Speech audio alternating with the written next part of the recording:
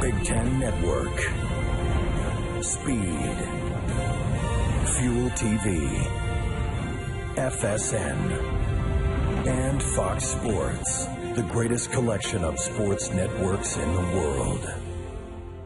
We are Fox Sports! Welcome to the Chevrolet pregame show on Fox.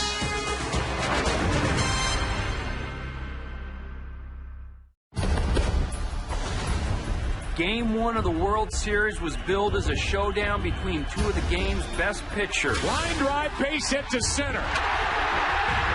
Another hit. Another run. Not a healthy night for pitchers. Well, as they say, you can't script October. Last night, Cliff Lee felt the bitter taste of defeat for the first time in his playoff career. In front of a hostile San Francisco crowd, the Texas ace was knocked around. And in one swing of the bat, the Giants broke Game 1 wide open. Fly ball to left. Uribe shoots one out. They're having fun here tonight. Now, the Texas Rangers look to show the resiliency that has defined their team all season, while the Giants hope to take one step closer to bringing San Francisco its first World Series title. So what can you expect tonight? Guess it's time to find out. Game 2 of the World Series is next on Fox. The Giants used this home field advantage in Game 1.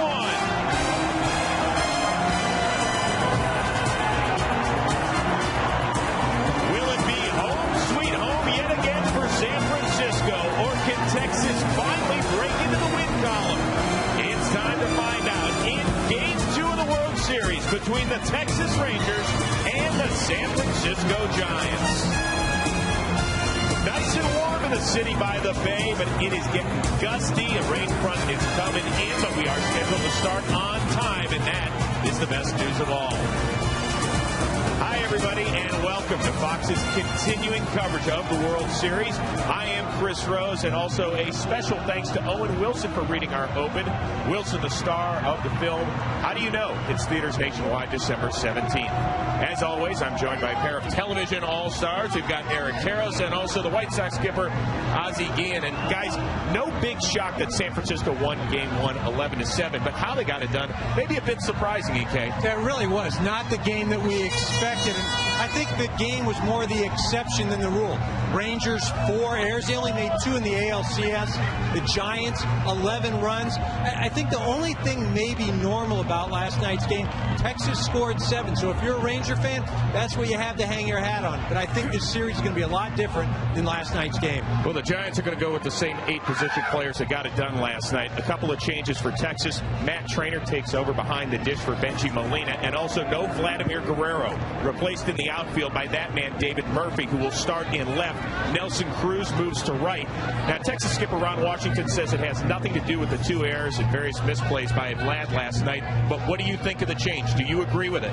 Well, I disagree. I stick with the same players. But in meanwhile, you say before the World Series start, Vladimir Guerrero is going to play 1 game and give another day's rest. But in the meanwhile, you're not going to take one of the best bats of the lineup. They need 2 hits. I think nothing have to worry about the defense, and I will stuck with him. So Ron Washington's making the wrong move in your opinion? Well, I'm not on Washington. I'm Ozzie Guillen. I'm not the manager. That's why I will think different way he does. That's why you're up here in this series. You got that right. Don't pick on him like that. We like having him up here, okay? Well, last night's 4-run W, it was actually a very rare breather for these fans. The Giants have been involved in 59 one-run games this season. So how exactly do you sum up San Francisco baseball? Giants baseball, torture. It's never easy. It was a crazy ride. It was a torturous ride. The thing about this 2010 Giants team is they win a certain way most of the time. Not all the time. Most of the time they win, and the Giants are up by 1 run. Here's the 1-2 pitch to lead. It's strike 3 call. Ryan Wilson, Ryan Howard. Who wins? The Giants win the pennant. The final of 3-2. Giants baseball. It's torture. You know, we play a lot of close games. Believe me, it's more torture for us than it is for fans. Giants baseball is Basically, the first time that it came out, Jonathan Sanchez threw a one-hitter and lost. And I'm thinking, this is just not right. Something's going on here. So we went on the air the next day, and I said, you know what this is? This is Giants baseball. Torture. Look at that. Look at it. It's torture, but we love it. Love it. It's fun torture. Any day of the week. Any day of the week because it's fun.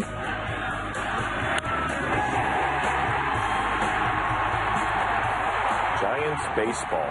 It's awesome. We make it exciting. Kudos to Matt Cain. It is torture, but these players, they almost expect to be in these tight one-run games each and every night. They've almost adopted the persona, Eric. Well, they really have. That's why last night, I'm not sure they knew how to handle it. But the reason that they play these close games or can handle it, most of these guys, especially in the position players, they've had to deal with adversity throughout their career, whether it was in the form of being told you're not good enough to play every day anymore, or, hey, you've been hurt, you had to come back from injury, or somebody that's toiled in the minor league forever. I think that those types of situations have helped this ball club become resilient, and that's why they're here. Now, Ozzie, you've known San Francisco skipper Bruce Bochy an awfully long time, to your days back to dating and down there in San Diego when you were both players. How much credit should he deserve here? I think Bruce don't get any credit, any love for a lot of people. I think this guy puts the right button for a long time. You know what? During the season, this guy benched Rowan. He benched Renteria. He benched Sandoval. I think he's not caring. He don't have right now. He don't have Cito in the roster. You know, it's all about winning. It's all about feeling. I think Bochy did a tremendous job. Put those guys ready to play. He will pick the best guys out there every day to do what they're supposed to do. How tough is it to bench guys that you know and you respect, guys like Rowan, guys like Sandoval and Zito? Well, first of all, you got to talk to them, explain them why. If they don't like it, well, you don't have anything to do. They have to go there. What they do, you go be honest with them. I don't have any problem telling my players what's in my head. I will tell them right away and see what happened. Explain. You explain something. You say, I don't want to see you play no more. You sit down. You don't play today. Well, at least they had to understand what I say. Hey, we barely made the starting lineup. We had to get his approval tonight, huh? Hey, have you noticed what's going on outside the park, guys? That's right. It is the Human Target Pitching Zone. Of course, the season premiere of Human Target is Wednesday, November 17th, 8 Eastern, 7 Central, right here on Fox. So who will be on target tonight? We'll preview the pitching matchup between C.J. Wilson and Matt Cain. Plus, we're going to give you our predictions. That and more when we return to San Francisco after this.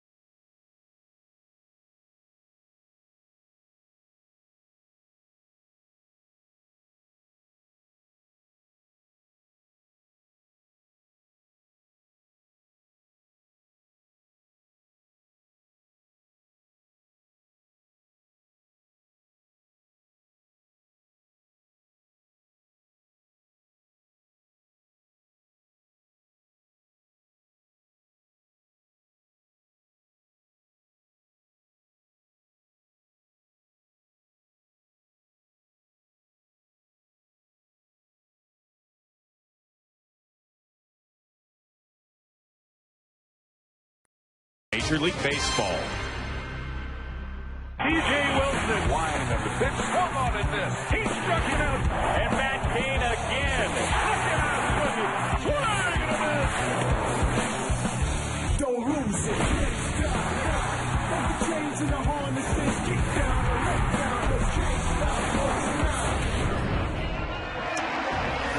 Well, Texas might have the perfect guy on the bump tonight. C.J. Wilson, 11 wins following a Ranger loss this year, most in the American League.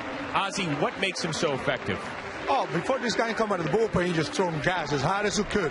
Now it's going to start in pitching. He's command very well. He throws very good breaking ball. He tried to keep his pace. And I think that's the difference between him in the past and him now.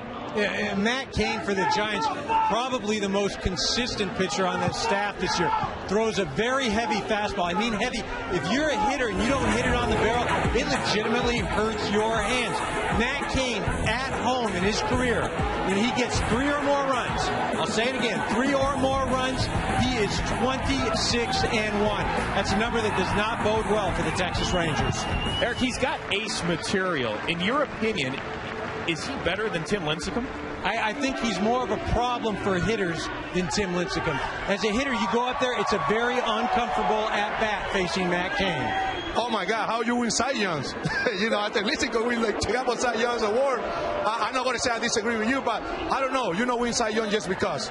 You're allowed to disagree with him. If you think he's crazy, tell him he's crazy. I mean, people have told you you're crazy all the time. He's crazy. I disagree with that. But you've seen Matt Cain very quickly in spring training before. He can bring it, right? Very, very, very great stuff. A very good pitcher. Who would you rather hit against, Lincecum or Cain? I'm sitting up here. I couldn't hit either one of them right now. Can you pick one for me? You only hit 207. More comfortable at bat against Lincecum. Wow, that's saying something. Pretty impressive. Well, neither starter made it out of the 6th inning in Game 1. Can C.J. Wilson avoid taking a walk on the wild side and even the series? Or will Cain drop Texas to the mat yet again? Back with the national anthem and predictions after this.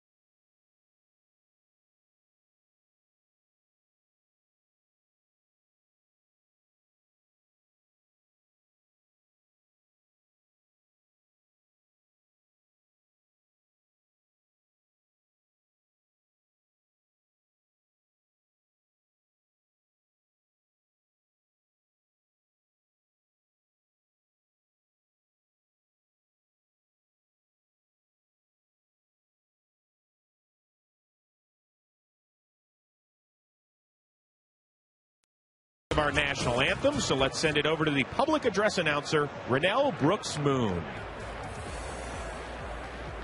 And now, ladies and gentlemen, please rise and remove your caps as we honor America with the singing of our national anthem, to be followed by a ceremonial flyover. And here now to perform the Star Spangled Banner, please welcome Grammy Award winner Lady Antebellum.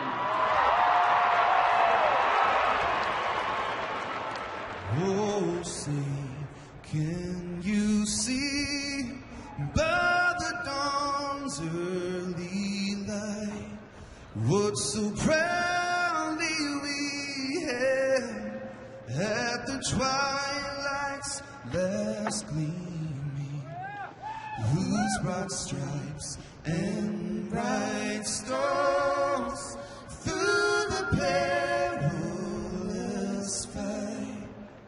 Oh, the ramparts we watched were so gallantly streaming,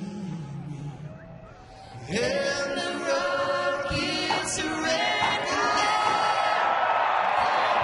bursting in and gave proof through the night that our flag was still there.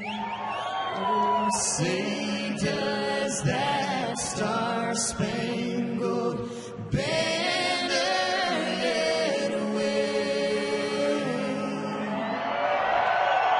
o'er the land of the free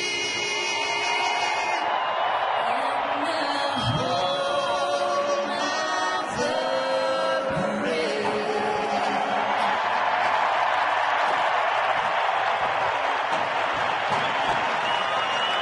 When we come back, our final predictions for Game 2, and then we'll send it over to Joe Buck and Tim McCarver right after this.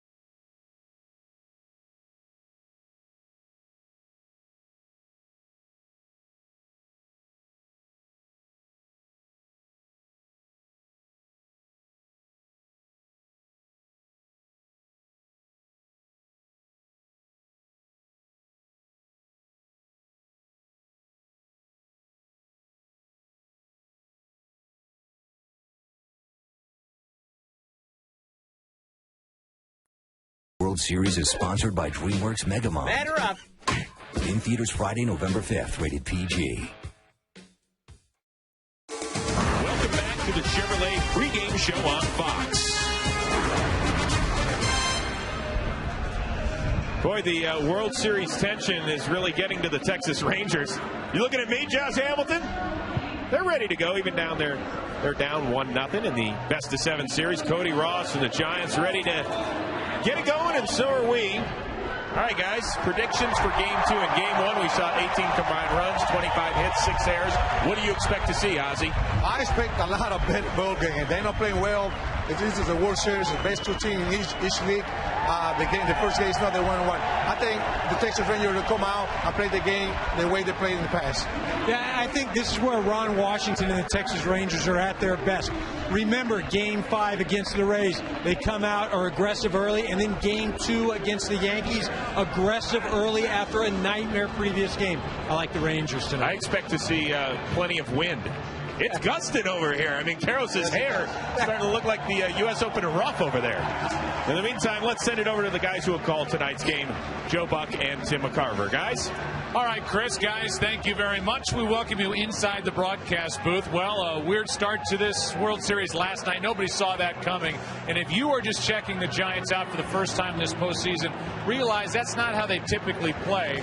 They are here because of their pitching. But last night they broke out and busted loose. And so now, Tim McCarver, here are the Texas Rangers down 1-0. Kind of a similar situation they were in the ALCS against the Yankees. Yeah, they're very familiar with being down. I mean, think about it. In the division series against Tampa Bay, they had to go back on the road to Tampa Bay. They had to win. They did behind Cliff Lee.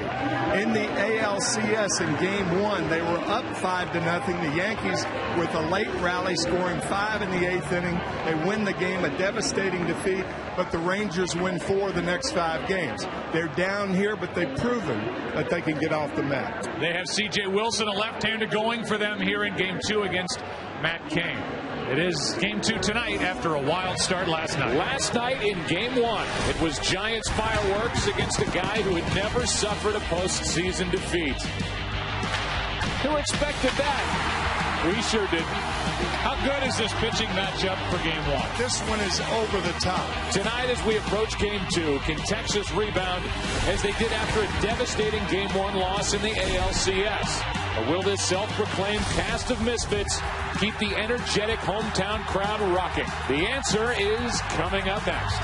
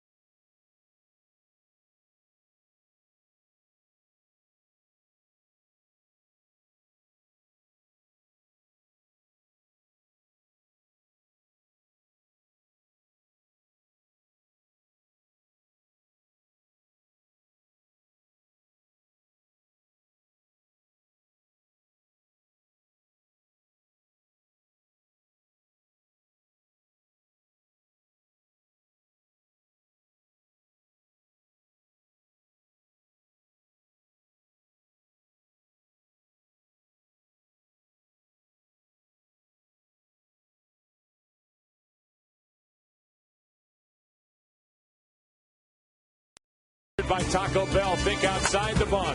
By DirecTV, don't just watch TV, DirecTV. And by MasterCard, the preferred card of Major League Baseball. Beautiful night in San Francisco, 69 degrees. So it is warm here on the 28th of October. Halloween just around the corner. There is a breeze that has picked up. It's a wind. It's more than a breeze blowing through this stadium. And here is the Taco Bell starting lineup for the Rangers. Taco Bell, think outside the bun. Here they are.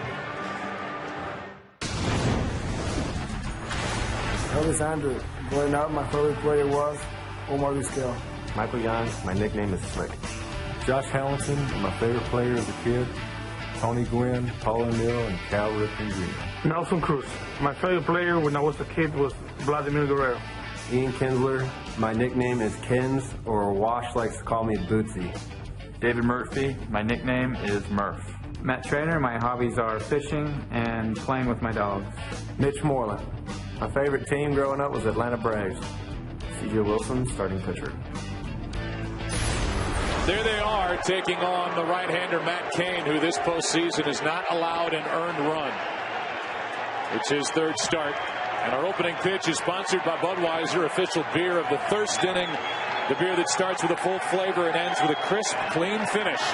Great times are waiting. Grab some buds. Glad you're with us here tonight on Fox. Matt Cain is working on 8 days rest. Elvis Andrus will lead it off. Michael Young, Josh Hamilton, the next two. Off we go. Ball one. Joe, you said 8 days rest, and that's right. But think about this. Matt Cain has started one time in the last 18 days. Once. Here's a 1-0. Andrus taking a strike. It's 1-1. Cain is a workhorse. Career high 223 innings pitched during the regular season. Thrown 440 innings over the last 2 years. 2 balls and a strike.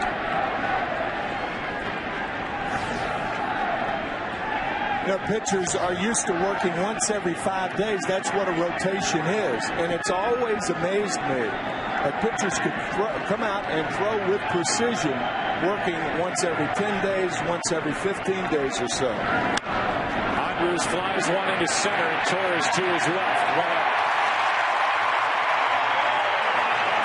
It's a very interesting scouting report because it includes what Ron Washington said to us before the game.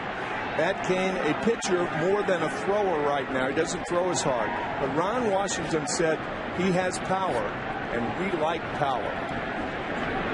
This is a Texas lineup that can hit. Yep.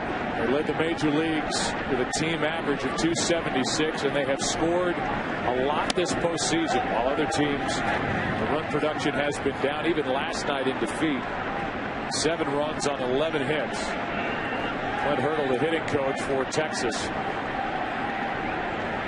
Here's a 1-0. Popped up. It's Renteria with the wind playing around with it. 2 out. Home plate umpire tonight is Sam Holbrook. Bill Miller is at first. Mike Winters at second. Jeff Kellogg at third. Gary Darling down the left field line. And John Hirschbeck worked the plate last night. He's the crew chief. He's in right. Here is Josh Hamilton, and this is the big matchup. Hamilton with all that power, his abilities from the left side. He has crushed right-handed pitching this season. And Cain floats one in there. Got a very good changeup. It's something he should use a lot against Josh Hamilton.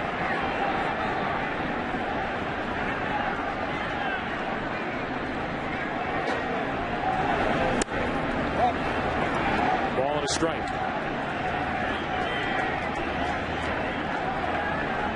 Tampa Bay toyed with him, throwing Josh a lot of breaking balls down out of the strike zone. Yankees, when they pitched to him, came after him, and Hamilton took care of New York. With a count 1-2, we'll remind you this game is being presented in widescreen format. You get to see more of the action on your television tonight. Here's a 1-2. Off the hands, good pitch. A pop-up. Long run Uribe. Good start from Matt Cain. After a half, in game 2, no score.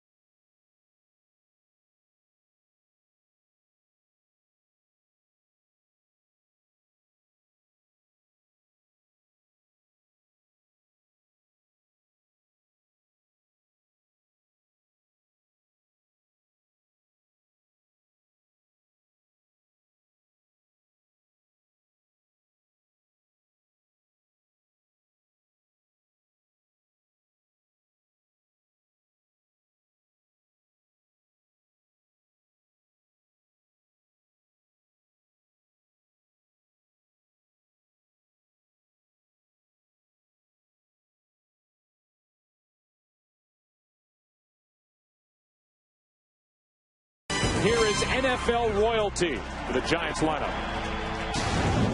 Hi, I'm Joe Montana, and here's the Giants lineup for tonight's game 2. Leading off and playing center field, Andres Torres. Batting second and playing second base, Reddy Sanchez. Catching and hitting third, Buster Posey. Playing left field and batting fourth, Pat Burrell. Playing right field and batting fifth, Cody Ross. Playing first base and batting sixth, Aubrey Huff. Playing third and hitting seventh, Juan Uribe. Playing shortstop and hitting eighth, Edgar Renteria. And on the mound tonight, Matt Cain. Go Giants. 4-time Super Bowl champion Joe Montana. Here is C.J. Wilson, the left-hander, and a big start with a lot on his left shoulder here tonight. Scouting report, command early, very important. Of course, that's important for all pitchers, but particularly for Wilson. A full assortment of pitches, fastball. In fact, Mike Maddox, the pitching coach of the Rangers, saying he's got about 20 pitches. He said we've cut him back to 8. He's a guy, Tim, who made 252 relief appearances between 05 and 09. Last year he had 14 saves, the year before 24. He just simply wanted to be a starter. I asked Ron Washington what he saw in C.J. Wilson. He said, I didn't see it. C.J. Wilson came to us and said, I want to be a starter next year. He said, well, you're going to have to earn it in spring training, and he earned it. 15-game winner during the regular season. Strike one. Andres Torres, Freddie Sanchez, Buster Posey for the Giants in a scoreless first.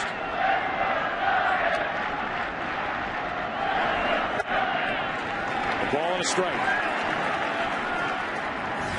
29-year-old left-hander is C.J. Wilson. Lives in Huntington Beach, California. As Tim mentioned, he has to show he can pound the strike zone here early. Something he didn't do in a Game 5 loss at Yankee Stadium, Ball 2. And something that C.J. has not done all year. His first real year as a starter, he was second in walks in the major leagues. Who was first? Jonathan Sanchez, who will be our starter, or the starter for the Giants on Saturday night. Here's a 2-1. Left side from the hole, Andres. Flips it across for the out. Torres is gone. Leadoff man retired. Here's the defense for Texas. David Murphy is in left. That means Cruz has flipped over to right field. That's where Vladimir Guerrero was last night. Made 2 errors, out of the lineup. Typically the DH. Young, Andrews, Kinsler, and Moreland around the infield with Matt Trainer, who's become the catcher for C.J. Wilson, receiving the left-hander tonight. Here's Freddie Sanchez, who had a great start with 4 hits, 3 doubles, 3 RBIs, 2 runs scored here in Game 1. Ball 1.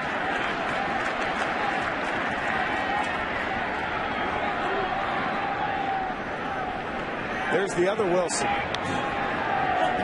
Ryan Wilson, who got the final out here last night, the closer for the Giants. Just to give you an idea again about his humor, he was passing the cage during the workout the other day, and he told C.J. Wilson, C.J., there are no left-handers in the Wilson family. Here comes a 2-0. That's a strike.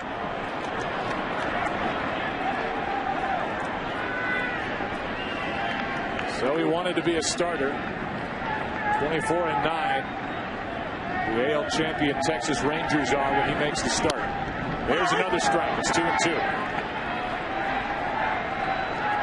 Wind is howling through this stadium, and it is blowing out to left.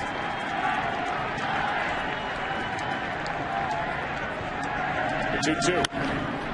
To the right side. Kinsler broken to his right, makes a good play for the out.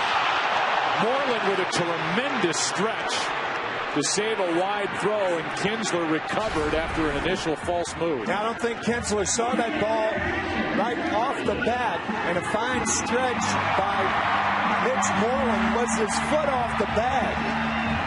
Boy, this is very close the way I saw it. The umpire, because the foot was on the right field side of the bag, had a better view of it. He was on it, barely. 2 out, nobody on. Here is Buster Posey. There's a strike. I still don't think we've seen a definitive look to see that that foot was on the bag. I agree with you. Posey hitting in the 3 spot. Same lineup the Giants used last night. Totally fooled on that pitch. It's an 0-2 count. You can imagine it's much tougher for the first base umpire to call the play if the foot is thrown from an infielder and the foot is on the home plate side of first base, because you've got the base between you and the ball. Here's the 0-2. Buster Posey is the second rookie catcher World Series history to hit third. Yogi Berra, the first to do it in 1947. Here's a little better look. He had it. And now a 1-2 pitch to Posey. Late swing and a foul.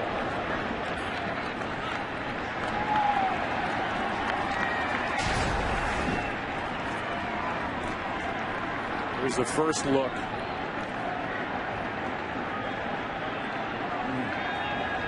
Still so sure? No. It's okay.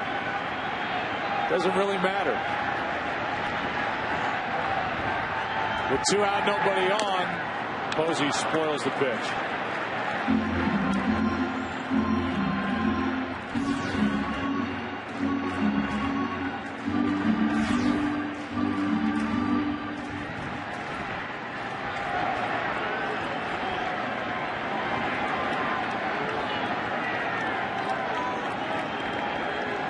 Posey with a 1-2 pitch coming his way, pops it up.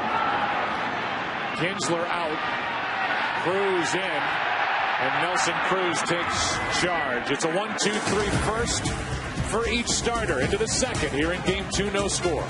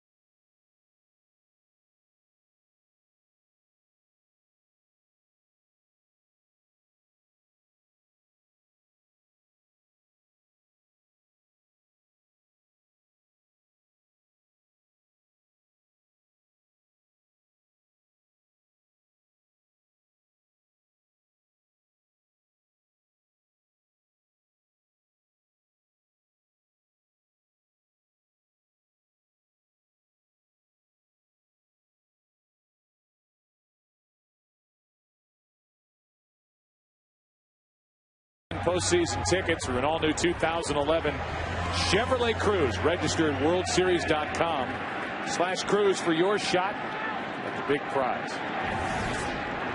Matt Cain had a perfect first. Here's Nelson Cruz, ball one outside. Cruz so far this postseason has the top home run total, extra base hit total, and RBI total.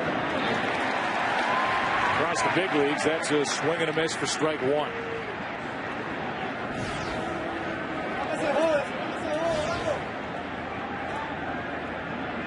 Matt Cain got Andrews on a fly ball to center. Young and Hamilton popped up. Cain is a fly ball pitcher, and one of the main reasons why Bruce Bochy wanted him in Game 2 here in this park, which is more of a pitcher's park than in Arlington, which is more of a hitter's park. There's a 1-2. Foul backing out of play. The ball goes in left field even without the wind blowing. And very difficult to hit it out in right, but particularly with that gale blowing in from right field.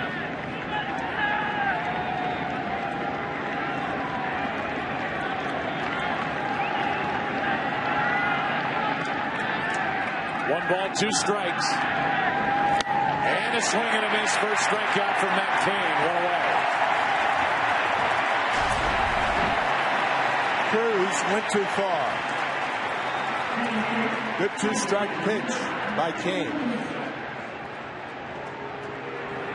Bruce Bochy is in his fourth year with the San Francisco Giants. He took the San Diego Padres to the '98 World Series. That was a 4-and-out sweep by the New York Yankees.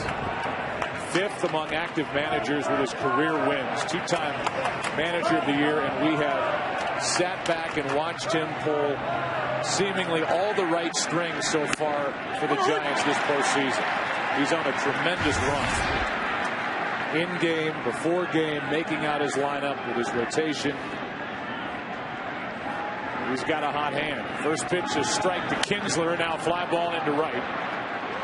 Sends Ross back. Ball carries pretty well out to right. That's surprising. 2 out. I think it stayed below the wind. I think if that ball has elevation, then it has a chance to get into that stream.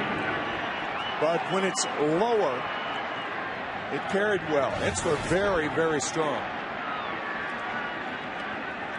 Here is David Murphy getting the start. In essence, in place of Vladimir Guerrero, who's out of the starting lineup. Last night, Guerrero, who was making his 16th start in right, committed 2 errors late. And so David Murphy gets the start. He's been a hot hitter for the Texas Rangers. Ball and a strike. He's been their most consistent since the 1st of August. He's hit .322. 59 games. He's hit 8 home runs, including one this postseason. The 1-1. Reaching for it. 2 hops to Sanchez. Matt Cain has made it look easy. Aubrey Huff due up third for the Giants in the second. Catch the new comedy from Warner Brothers Pictures, due date in theaters everywhere November 5th. Bottom of the second, Game 2, and no score.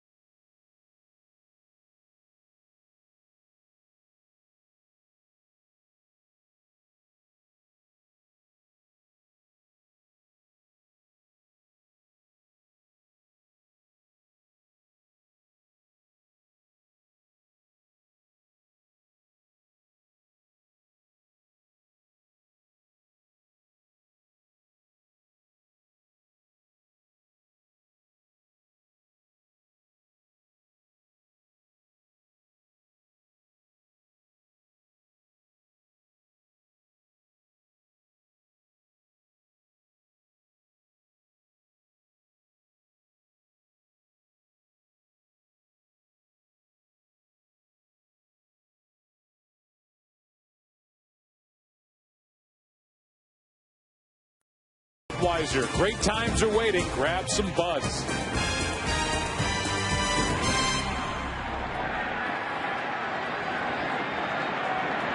Here's Pat Burrell. 2 for 2 in his career against his left-hander, C.J. Wilson.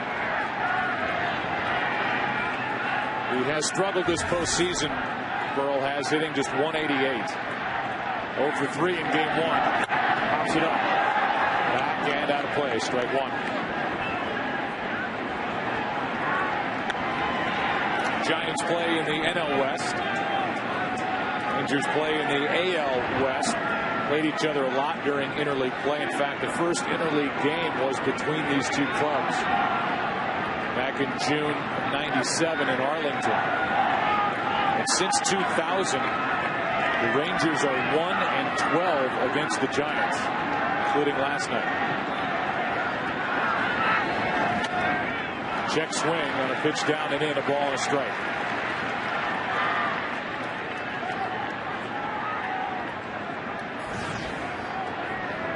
During that stretch, 0-10 here are the Rangers. Trying to snap that, even this series before they go to Arlington. There's a strike, 1-2. Good changeup right on the corner.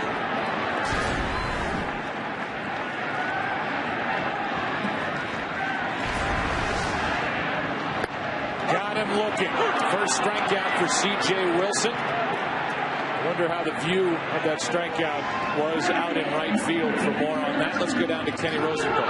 Joe, tickets for Game 2 are going from $450 on the internet all the way up into the thousands. But the best value in American sports is for those fans lucky enough to get a spot in the Knothole Gang out beyond right field. Those fans don't pay anything. They get in for free, but they can only watch for 3 innings, and only 125 get in at once.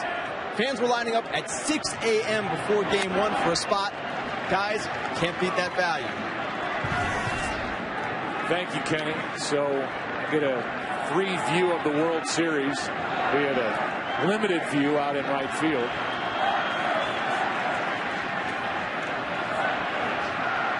Watching Game 2 and watching a strike and a fastball to Cody Ross. 1 ball, 1 strike. 1 out, nobody on, and Kenny Rosenthal's 2 for 2 with the bow tie. Yeah, he might have been fighting it coming into this World Series. I think he looks good in the bow tie. Yeah. Ball 2, 2-1. It's like a Supreme Court justice or somebody that's just got a authoritative stamp. You like that bow tie, Ken? I like it, Joe, but the Rosenthal women, my wife and 2 daughters, they have informed me that they're playing the entire series under protest. Right. They usually pick out my clothes, and they don't like me going rogue. Duly noted. Thank you. Here's a 2-1. Up and away. 3 balls and a strike on Cody Ross, who had a hit last night, 1 for 5 with an RBI.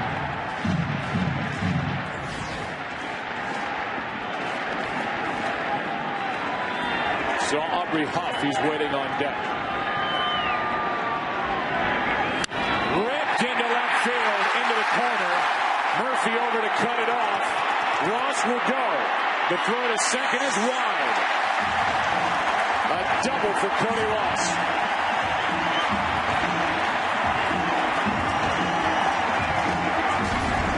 Cody got himself into a hitting situation, anticipating the fastball on a 3-1 count, and gets the first hit of the ball game. You have to try to make David Murphy throw you out because he's a left-handed thrower. It's a tougher play for a left-hander at foot position to throw to second base. We were talking to Cody Ross before the game, and I said, well, how did Cliff Lee look last night? He said, you know, he didn't look that bad. But he said, with the pitchers we've faced to get to this point, when you deal with Hamels, and you deal with Oswalt, and obviously Roy Halladay, and the guys the Braves can throw at you, we were ready for him. Runner at second, 1 out, the pitch inside on Aubrey Huff. Meanwhile, Cody Ross, he was picked up off waivers from the Florida Marlins. Couldn't be more locked in. And the guy who started this postseason batting 8th for Bruce Bochy is now up in the number 5 spot.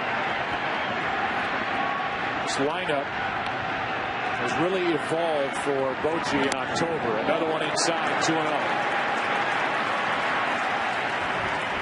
Not just with where guys are hitting, but was even in the lineup with Sandoval, who was so good last year. He dwindled this year. Now he's on the bench. Uribe's at third. Renteria is reclaimed shortstop. Cody Ross, a late season pickup, has been one-man gang for the Giants for the bat. Here's a 2-0. On the outside part, good pitch from C.J. Wilson, 2-1. Yeah, the ability to throw a breaking ball and a fastball count is the reason that left-handed batters are hitting only 144 against C.J. Wilson.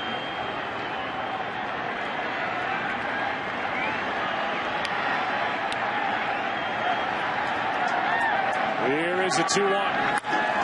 Ground ball to Kinsler. 2 out. Over the third goes Ross. Juan Uribe, who hasn't compiled a lot of hits this postseason, just 5. But some big RBIs, including a 3-run home run last night. The go-ahead home run in the 8th inning of Game 6, the clincher in the NLCS, digs in. Here's last night against O'Day. Goodbye.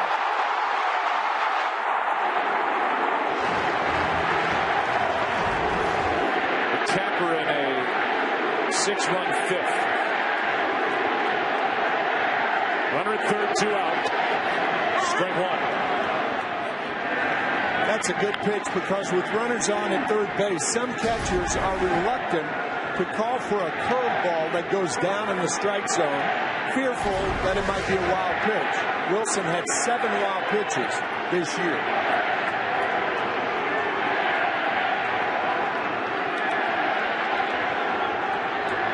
Here's the 0-1.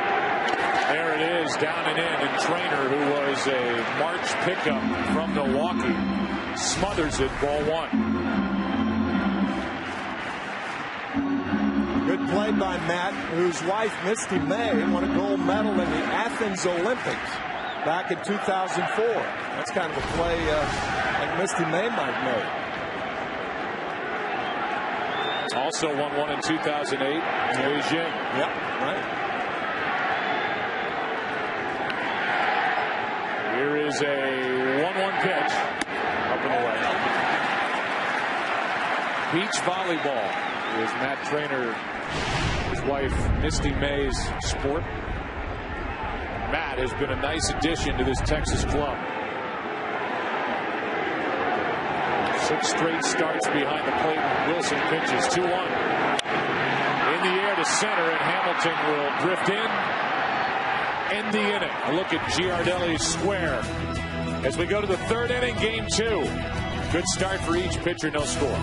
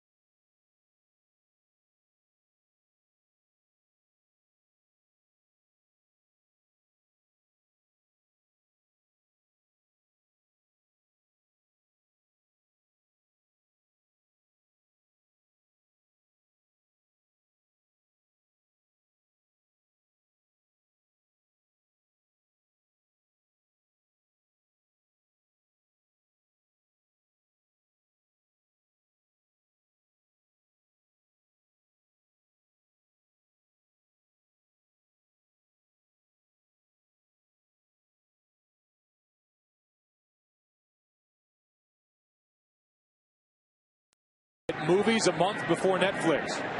With DirecTV, call 1-800-DirecTV. Covey Cove. Yeah, if I had a boat, that would be the name of my boat. McCovey Cove? No, so lazy. Oh. First pitch is a ball to Matt Trainer with Mitch Moreland to follow. There it is. There's Listing. That's up and away, 2-0. Kane is not allowed a base runner, has 1 strikeout.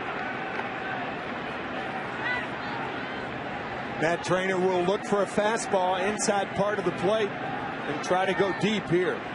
Hit a home run against the Yankees in Game 5 of the ALCS. It's high, 3-0.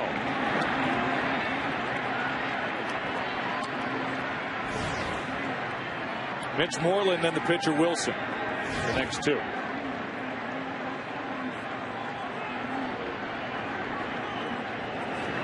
There's a strike. 3-1. A Texas club that is 5-2 on the road this postseason.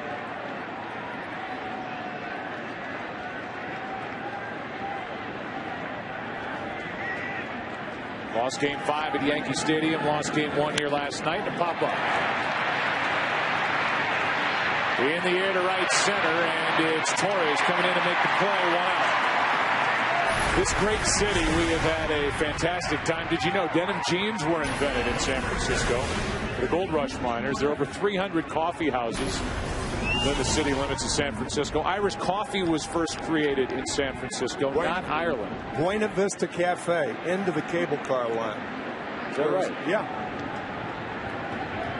You an Irish coffee fan? I am indeed. Are you? Oh, yeah. Cool San Francisco. 1 out, nobody on for Mitch Moreland. There's a strike. California becoming a state in 1850, the year after the 49ers came out searching for gold. That makes a lot of sense. It does, doesn't it? Line drive into right field. That's a base hit. The Rangers have their first runner of the night.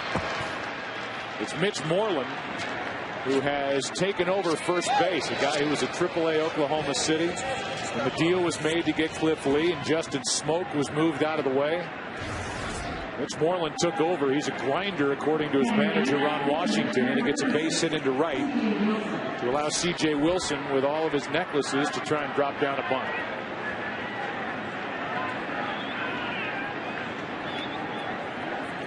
Talked about those necklaces during the NLCS. A lot of players, not just in baseball, but across professional sports, college sports, high school sports, have gone to him. There's a bunt in the air, foul. Drops in front of the Rangers dugout, strike 1. It's supposed to help with your circulation. Yeah. But not your bunting. No, it does not help your bunting. CJ needs help with his bunting right here. There's an innate fear when anybody squares around and faces a pitcher trying to bunt. 0-1. That is bunted hard to the first baseman, Huff, who picked it up before it went foul. The sacrifice is good. Down to second is Moreland. I think before it went foul is the right call. I think this ball would have gone foul had Aubrey been back about 2 feet. But just think if it hugs the line and gets by Huff, C.J. Wilson is on at first base with a base hit. Sometimes you charge too hard as a first baseman. But I think what you're saying is, while fans at home or us looking at that replay think, oh, well, sure, that ball was going foul. That's easy to say. Oh, yeah. If you're Aubrey Huff, you can't make that call that quickly. You got to take the out. Unless you back up with the ball. Now an RBI chance for Elvis Andrus, trying to put Texas on top. Here it is one more time. Now see, Aubrey breaks hard for home plate and catches the ball on the line and is forced to catch the ball on the line. Probably would have gone foul, but he could not take that chance. Runner at second, 2 out. Here's the 0-1. Andrus takes strike 2 on a changeup. Elvis has hit in all 12 postseason games so far for Texas, and the Rangers need him to hit one here.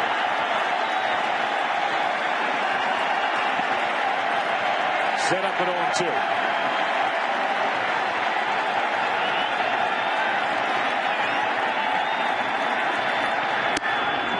Ball 1. 93. That's getting back into his old neighborhood with that better velocity. Bruce Bochy, Matt Cain's manager, said when we first faced him, he was managing the Padres. Cain was throwing 95, 96. Now he's more in the low 90s with a better pitcher.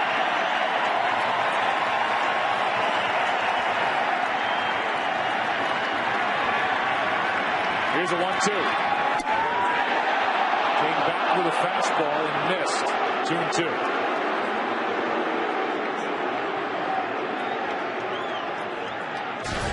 Usually if a catcher crosses the plate, you don't get the pitch. You could see Posey was set up inside, and he went outside. The ball may have been a strike, but it looked like a ball because of the distance covered by Posey. So a 2-2 count.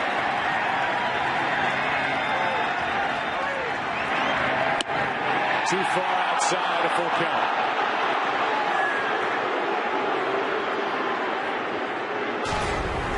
This one outside.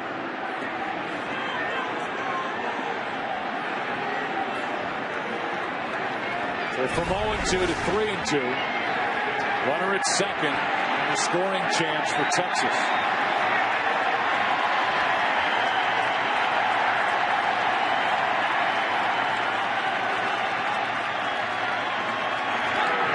Popped up. Out behind second. Torres comes in. That ball carries into the inning. Rangers lead their first after 2.5 in game 2, no score.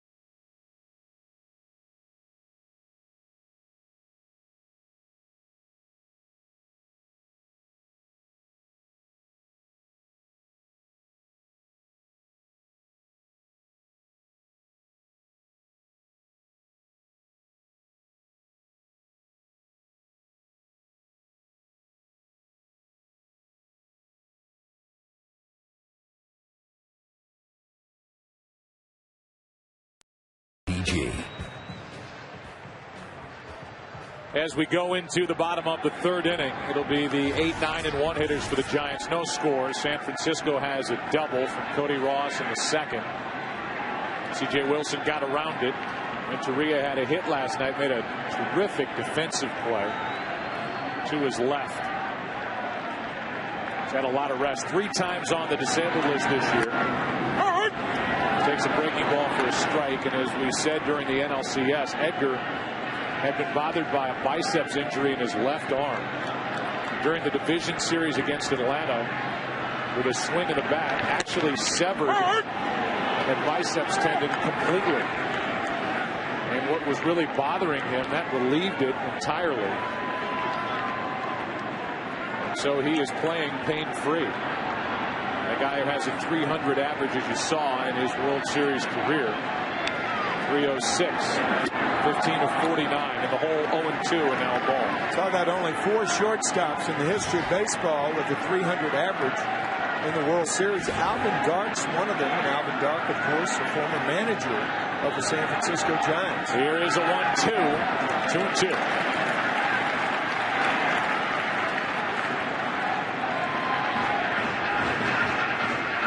I guarantee you, Alvin Dark is watching this game and scrutinizing every pitch from Louisiana.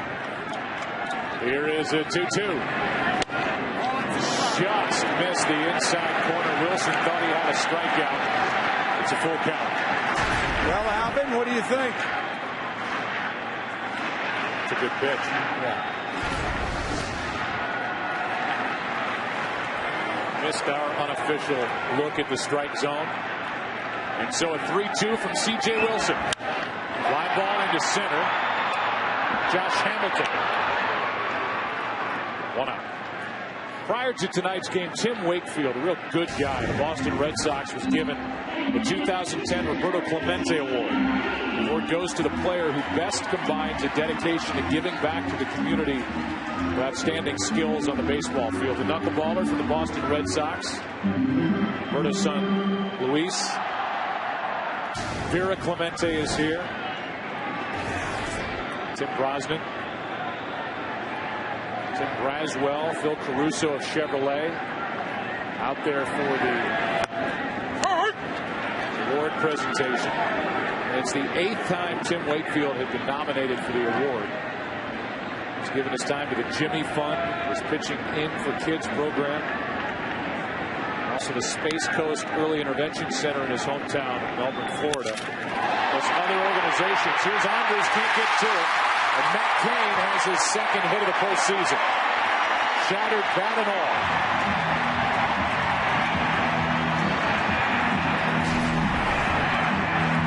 Matt hit 106 this year and triples one through.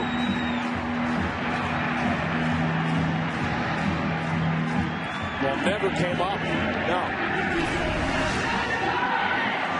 The bat just absolutely blew up in the hands of Matt Cain. Picking up splinters while we were rolling a replay. And here's Andres Torres, who has been hot. Started this postseason really struggling. Had a down September after taking over the center field job. Had an appendectomy. Flies one into right center. Nelson Cruz to his right, 2 out. First pitch swinging. Tried to plug the gap. Cruz went over to grab it. Now 7 for his last 16. Here's Andres Torres. And you go from hot to hotter. Here's Freddie Sanchez.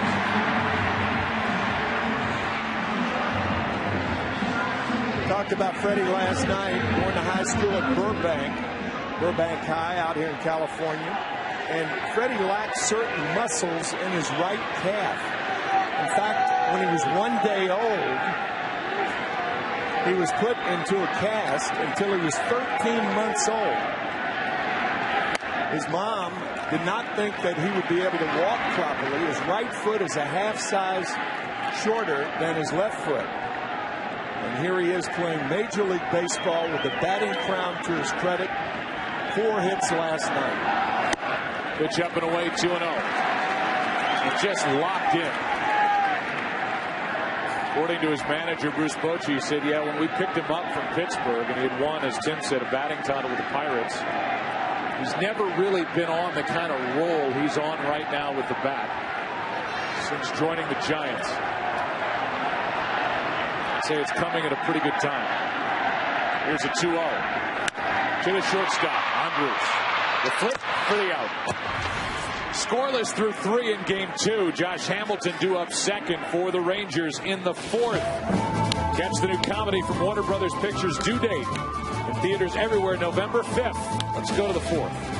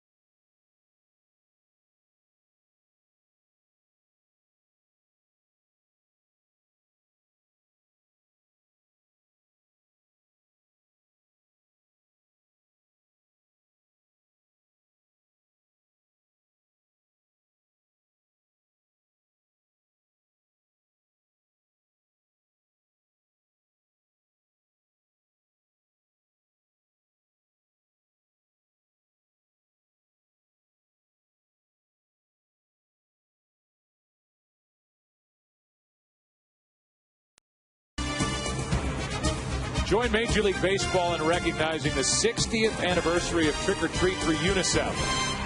Their important work on behalf of the world's most vulnerable children. For more information or to donate, visit unicefusa.org/for-kids or call 1-800-4-UNICEF. Here's Michael Young. 2, 3, and 4 hitters for the Rangers. Need something to happen here. Strike one. On a breaking ball from Matt Cain. Michael Young popped up his first time, then Josh Hamilton, who led the Bigs in hitting, and then Nelson Cruz. 0-1. Strike 2.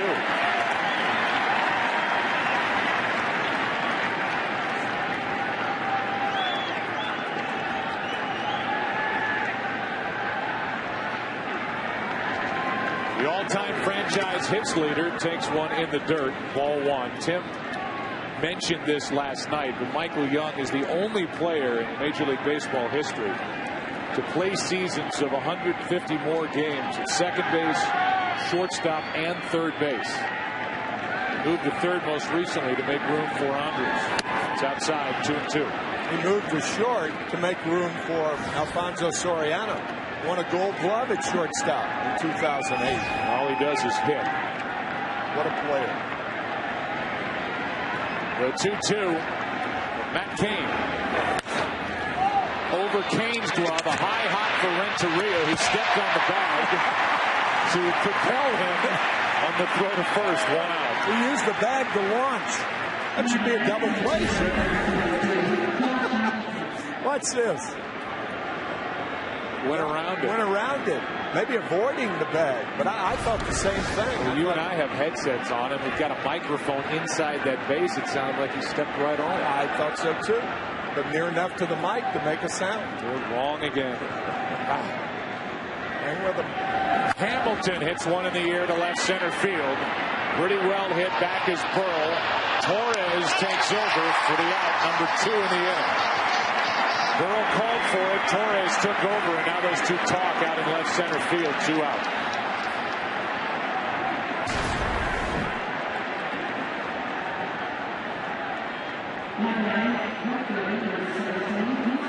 Something that you pointed out to me during the break. It's always better when a center fielder takes charge, as Torres did. The wind has really subsided, and if anything, it's shifted and is more blowing out toward right a little bit. Yeah. 2 out, nobody on. Here's Nelson Cruz. Strike 1.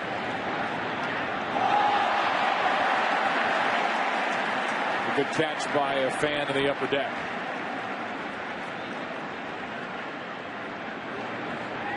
Nelson Cruz picked up from the Brewers organization back in 2006. 3 times on the disabled list this season with hamstring trouble. Flared up on him in Game 5, the ALCS, and he came right back after a travel day. Game 6, hit a home run in the clincher for the Rangers. Late swing. Strike 2.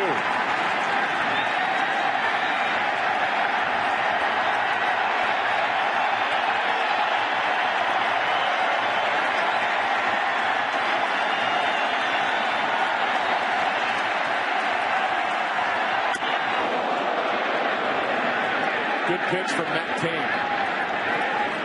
0-2 count, and he straightened up Nelson Cruz. Well, not every pitch is designed to get a hitter out.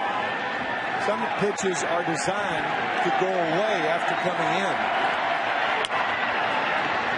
Reaching for that pitch. Still 1-2. We came on the air last night talking about a great pitcher's duel. It was anything but.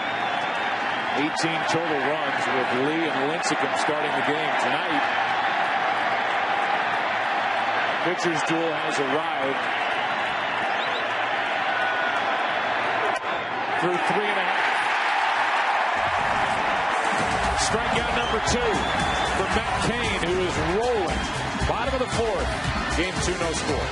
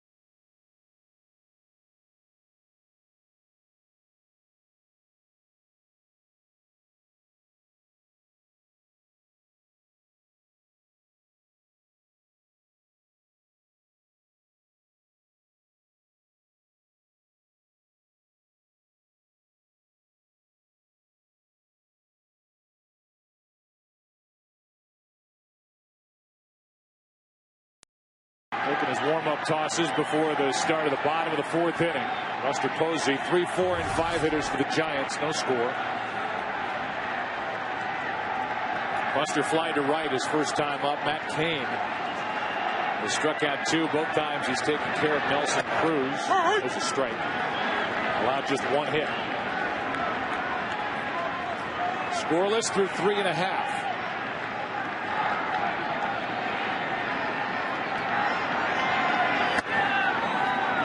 One ball, 1 strike. If the worry or the concern for the Rangers coming in and Ron Washington was C.J. Wilson pounding the strike zone, throwing strikes, he's certainly done that so far as he misses down and in ball 2. So what's the key to C.J. Wilson? He said pound the zone.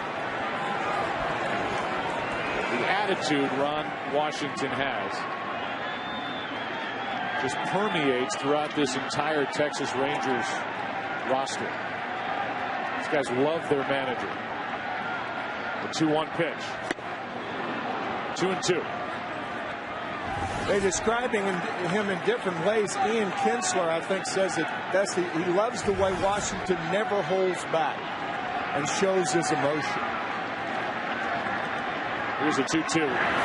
Posey went around, and the play will be made at first for the out. Buster stopped, not knowing what the call was. I think the home plate umpire called that he went around because Buster sold it inadvertently. His reaction was to take off, so the home plate umpire Sam Holbrook didn't think he swung. Buster Posey made sure Holbrook thought he did. Right. And here is Pat Burrell. I like the way Ron Washington talked about his club last night. He said, my boys didn't lay down.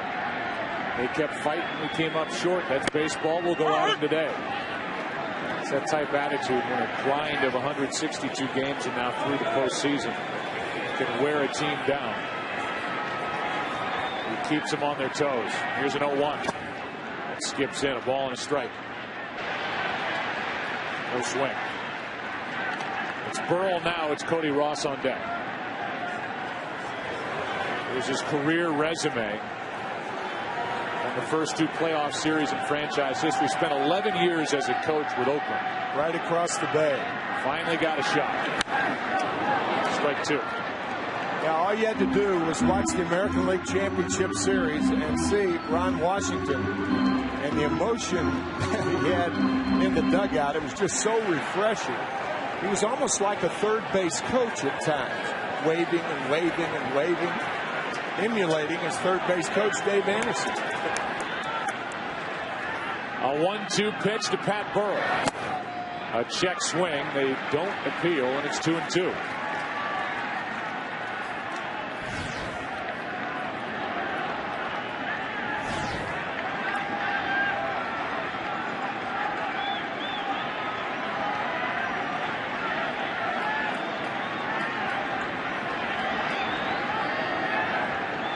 With 1 out, nobody on. That's way outside. Full count.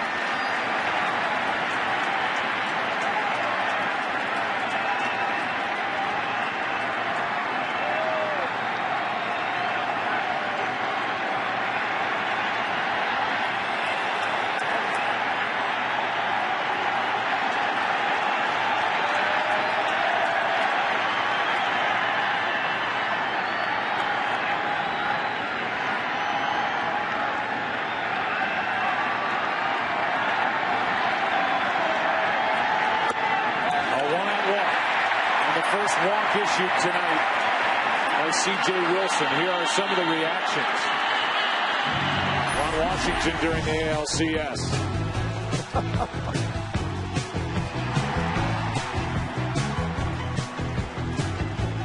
He never holds back. He can work over a mouthful of sunflower seeds. I love that last one. Oh, it's great. And now with 1 on, 1 out, he watches his left-hander C.J. Wilson deal with Cody Ross, who doubled his first time. Off the end of the bat into center. Back is Hamilton. For round number 2, Eric Karros is on our pregame set. Eric, you played on an Oakland A's team. Ron Washington was a coach. What did you guys as players think of the now manager for Texas? Well, you always knew where you stood with Wash. And I think for me, he was a guy that never offered any excuses. And just like last night, he said, hey, we got beat by a better ball club. A favorite saying of mine came from Ron Washington. You do or you don't, you will or you won't. That's great. Ron Washington, who makes his offseason home in New Orleans, right off Lake Pontchartrain. His home was ravaged by Hurricane Katrina back in 2005. Here's Aubrey Huff with a shot into right center. Nelson Cruz back to make the catch. We'll finish the Ron Washington story after that line drive out to right. Still scoreless after 4. Back after this from your local Fox station.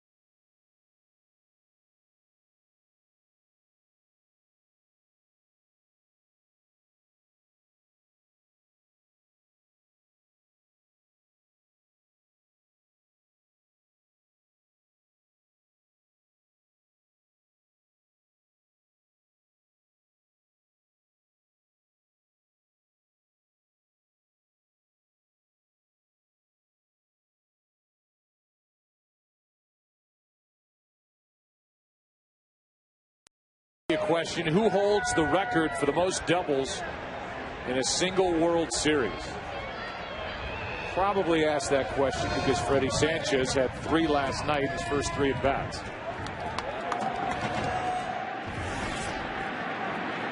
Here's Ian Kinsler leading it off. Good game. Zipped right into the 5th inning. No score. Strike 1.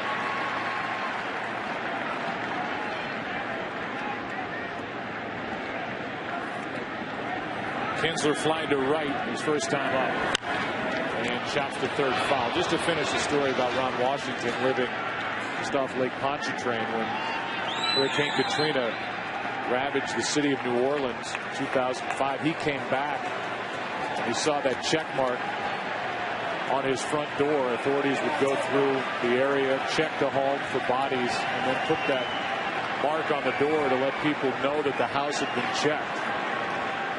Is the 0-2. And a fly ball into center field, well hit. Back is Torres at the wall, and this ball hits the top of the wall, comes back into play for a double.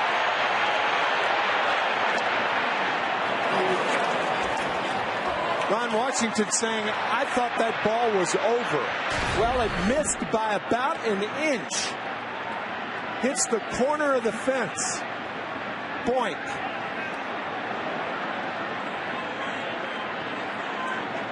How about that? Again. Right off the top of the wall and then backward. It's hard to believe that a ball would hit like that and come backward. I guess there's a little bit of a ledge that it hit and came back into play. Torres made the play, and it's a double instead of a home run. Now David Murphy takes a strike. Back to the replay.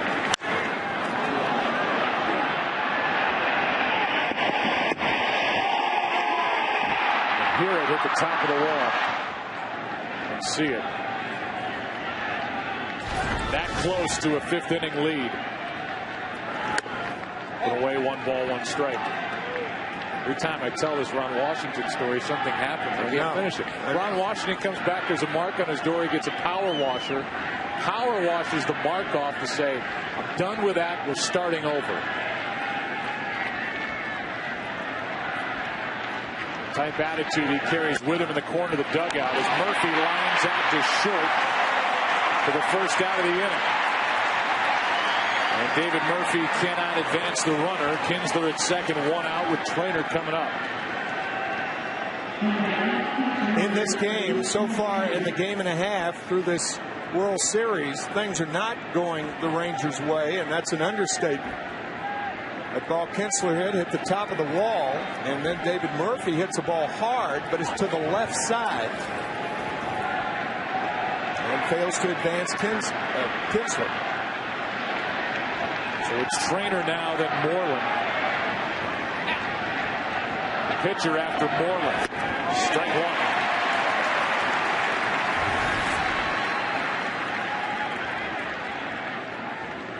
1. First extra base hit of the night. For Texas, it belongs to Kinsler leading off. He's now at second, 1 out.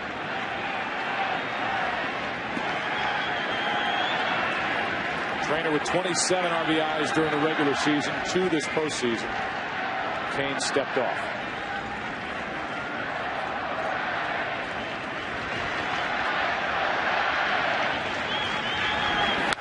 Off the end of the bat, foul, straight back, strike 2.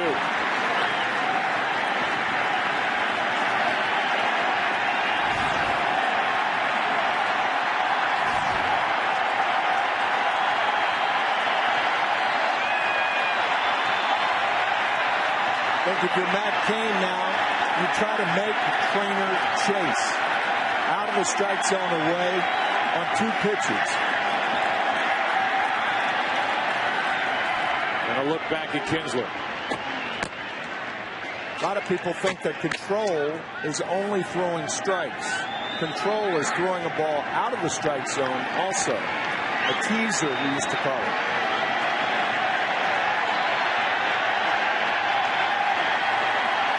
Trainer looking for a big hit for the Rangers.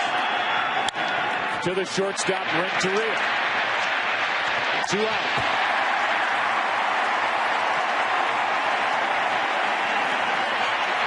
And now with first base open, the pitcher C.J. Wilson on deck. See how the Giants want to play it with Mitch Moreland, who's now 3 for 4 in this World Series. I think you put him on here, and that's what they're going to do. In a scoreless game in the middle of the 5th inning, particularly under these circumstances, playing an American League team where the pitcher doesn't bat, it's an easy call. Wilson was hitless during the regular season, 0 for 4 during interleague play. He'll bat with 2 on and 2 out. Matt Cain is a part of a 4-man rotation in this postseason for the Giants. That's all homegrown. All guys who grew up in this organization got to the big leagues, and this is a team, the Giants, that are in the World Series because of their pitching.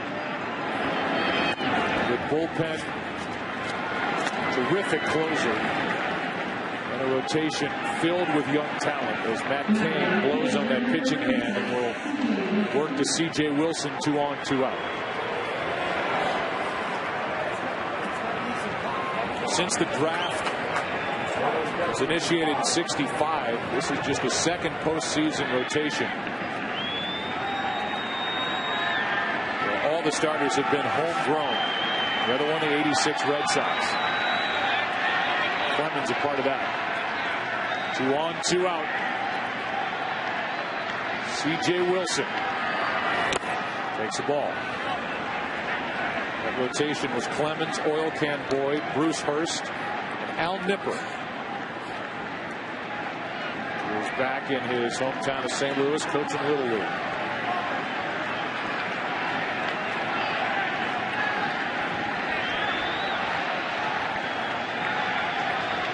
Here's a 1-0. Wilson, pretty good swing, but he chops it to Huff. That ends the threat.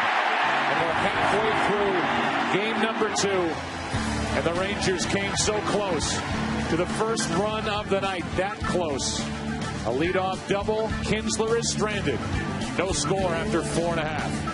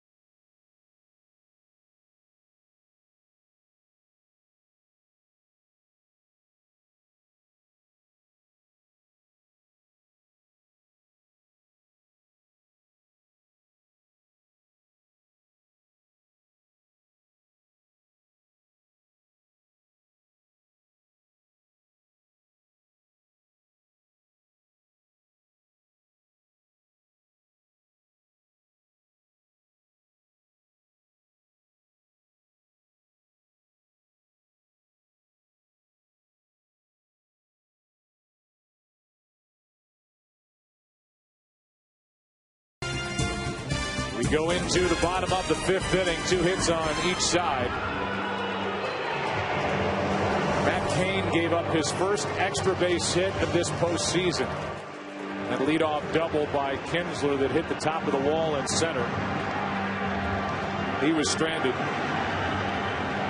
And for the Giants, it'll be the bottom 3 in their lineup. Uribe, Renteria, and Matt Cain against C.J. Wilson. C.J., 29-year-old left-hander.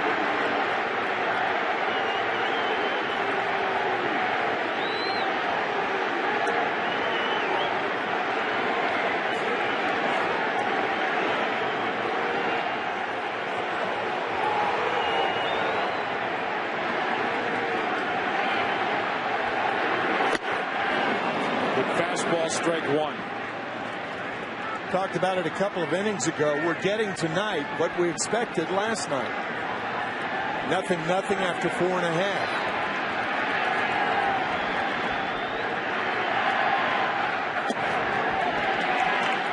the strike. Uribe has a ring. He won with the White Sox in 05. 4-game sweep over Houston. Win last night. He is 5-0 as a player during the World Series. Good pitch, ties him up, strike 2. After going away and missing, looked like a cut fastball out of the strike zone. Uribe, a real free swinger. Tremendously strong, 24 home runs this year. It's Tim Lincecum, last night's starter. Uribe went around, and that's a strikeout, number 3 on the night. That's one of the downsides of strength. When you start, you can't hold up.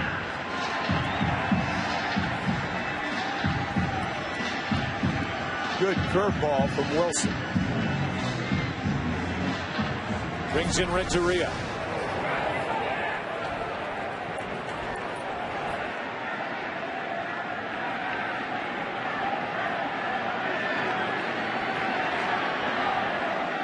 Edgar flying to center his first time up.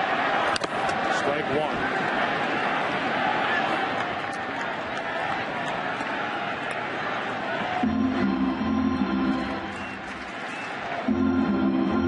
Struck out, went down to the end of the bench, placed his bat next to a couple of his bats. This became the 3rd strikeout victim for C.J. Wilson. After all, those are his business partners. Here's the 0-1 pitch. Renteria launches one into left. Down the line into the corner. Edgar Renteria's gone deep. 1-0, San Francisco.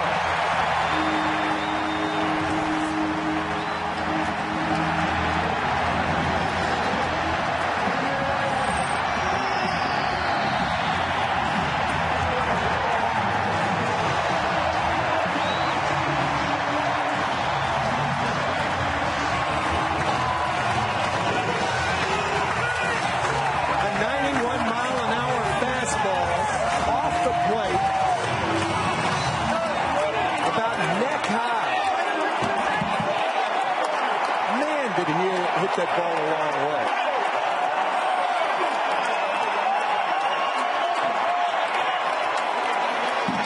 They want a curtain call from the 34-year-old.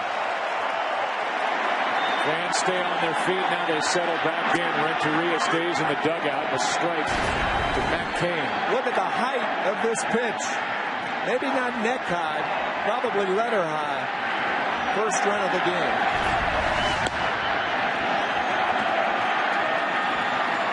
Edgar Renteria lights up in the postseason. He just lit up his bench.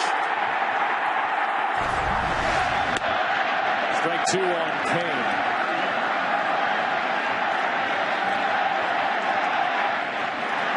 Second career postseason home run for Edgar Renteria, who at the age of 21 delivered a game-winning hit for the Marlins against Cleveland in Game 7 of the World Series.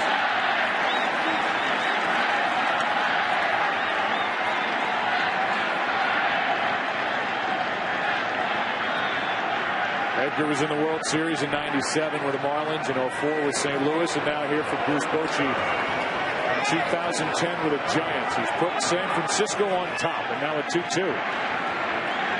Matt Cain, who singled his first time up. Time call.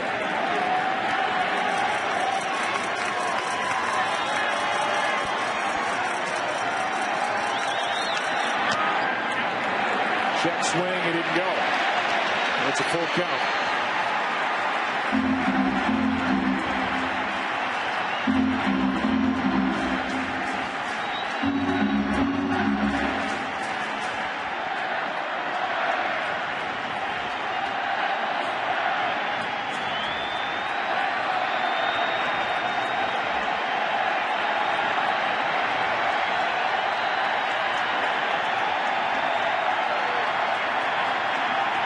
Here's a 3-2.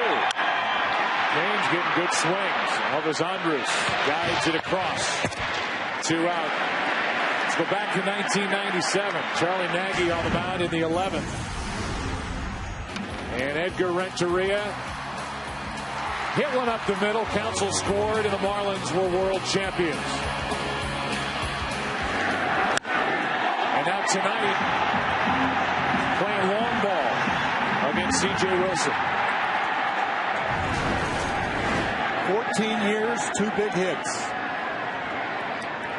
With 2 out, nobody on. Torres takes a breaking ball for a strike. The Rangers in the 6th will have the top of their lineup. Andrus, Michael Young, and then Josh Hamilton. Texas scored first last night, led 2-0, and then the Giants went to work. Giants strike first tonight.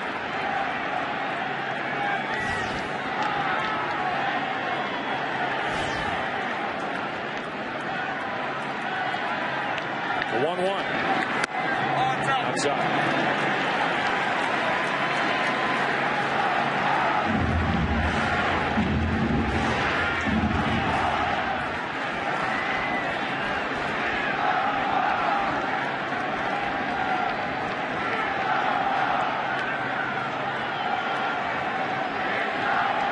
Here's a 2-1 from C.J. Wilson. Line drive caught by Andrus to end the 5th. And in the 5th, Edgar Renteria. Bang, 1-0. Giants after 5.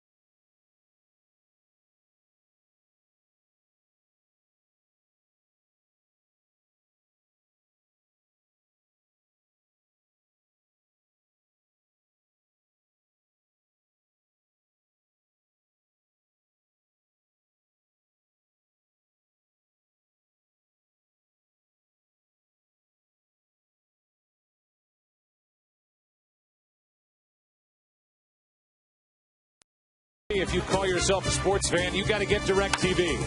And by Chevrolet, the official vehicle of Major League Baseball. Cannot get tired of that shot here in San Francisco. Couldn't be any prettier. The aerial coverage is brought to you by DirecTV. For the most sports period, call 1-800-DirecTV. To the 6th, 1-0 Giants. Matt Cain has allowed 2 hits, an intentional walk. That's it. Andrus is 0 for 2.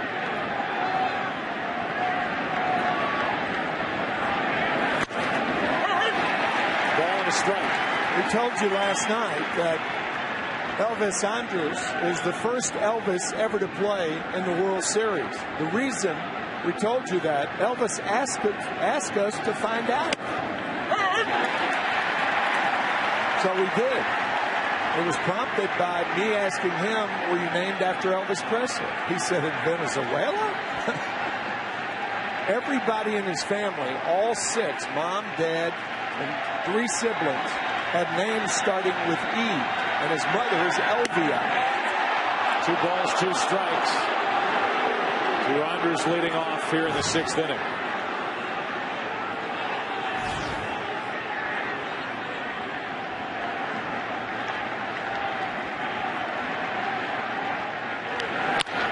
To the shortstop, Renteria. Stays down on it, gets the out. Edgar's found the fountain of youth. 1 out in the 6th. It is a big week. Fox NFL Sunday, it's a doubleheader. And we've got baseball at night. Packers and the Jets earlier, the Redskins and Lions, Panthers and Rams. Then it's America's Game of the Week as Randy Moss returns to New England. Take on Tom Brady and the Patriots. The Bucks, Cardinals, Seahawks, Raiders. Coverage begins Sunday at noon Eastern, 9 a.m. Pacific. The Ford Fox NFL pregame show brought to you by the all-new Ford Edge. Drive one. Strike 1 on Michael Young, and our thanks to Joe Montana for presenting the Giants starting lineup tonight. To Owen Wilson for reading the tees. For game 2. Here's the 0-1. Strike 2. Matt Cain's been terrific, as he was in game 3 against Philadelphia. The NLCS.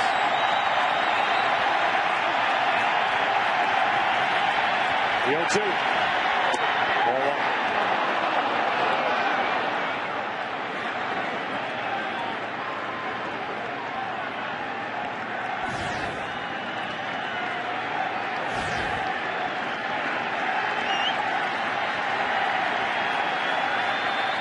Michael Young trying to get on in front of Josh Hamilton. Takes over to low, ball 2.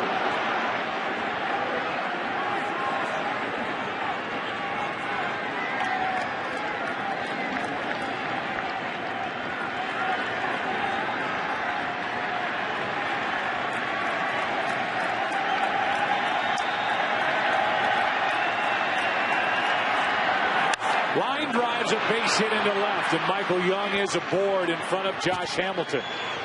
The Rangers have to hope that starts something here in the 6th. Here's the big threat for Texas, Josh Hamilton, who missed 29 games during the season, had fractured ribs. It cost him basically the month of September, a lot of it. Still became the 7th player in AL history to put together the kind of offensive season he did. Ball 1. 350 average, 359. 40-plus doubles, 30 home runs, or more, and 100 RBIs. Just the 7th to do it in league history. Remember Ron Washington's quote on our scouting report: Matt Cain has power, and we love power. Hamilton, a very good fastball hitter. 1 ball, 1 strike. Matt Cain has done a terrific job mixing in his breaking balls and fastball counts tonight. So far, that's why the Rangers haven't scored.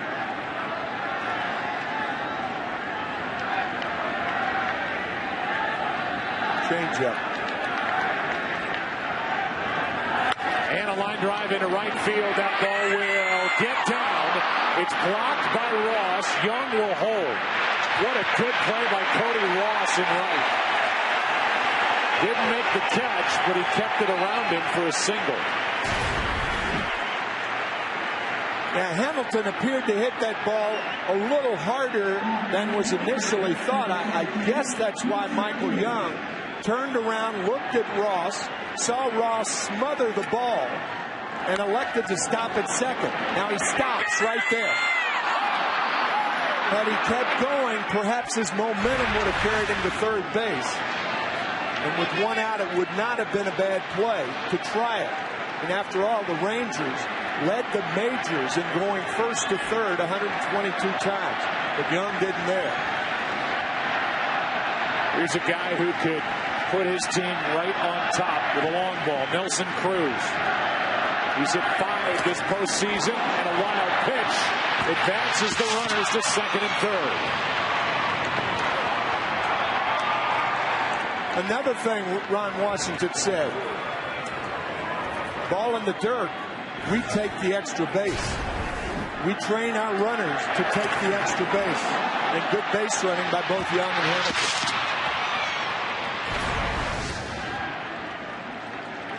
Now first base is open. Ian Kinsler on deck, and out to talk to Matt Cain is Posey. It's hard to pitch around the hitter with a runner on at third base. The reason for that, you pitch around, you throw a ball in the dirt, and what happened on the last pitch happens again.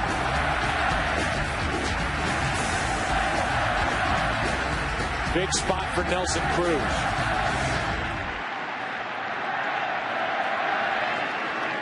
Hamilton runs well at second. That is on the corner at the knees. Strike one.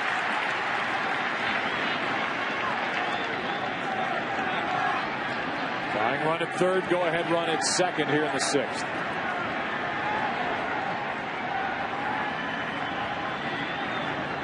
The 1-1. Popped up. Foul ground for Aubrey Huff. 2 out. And now 0 for 5 with runners in scoring position of the Rangers. And a big out picked up by Matt Cain. So what does Matt Cain do? He pitches around him in a perfect spot. Fastball in on the hands to get Cruz. Nelson bringing the hands in, but can't handle the fastball. That is an outstanding pitch by Cain. And now it's up to Ian Kinsler, who came within inches of hitting a home run to straightaway center his last time up.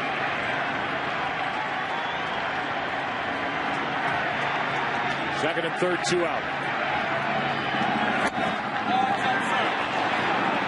Outside as Kinsler showed bunt.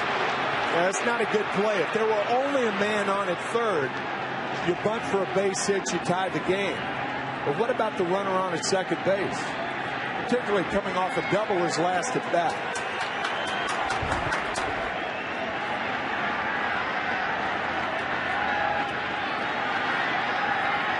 Here's a 1-0.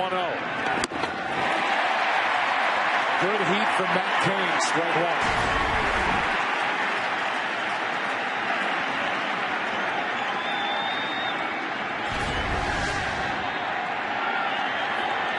Rangers had a runner at second.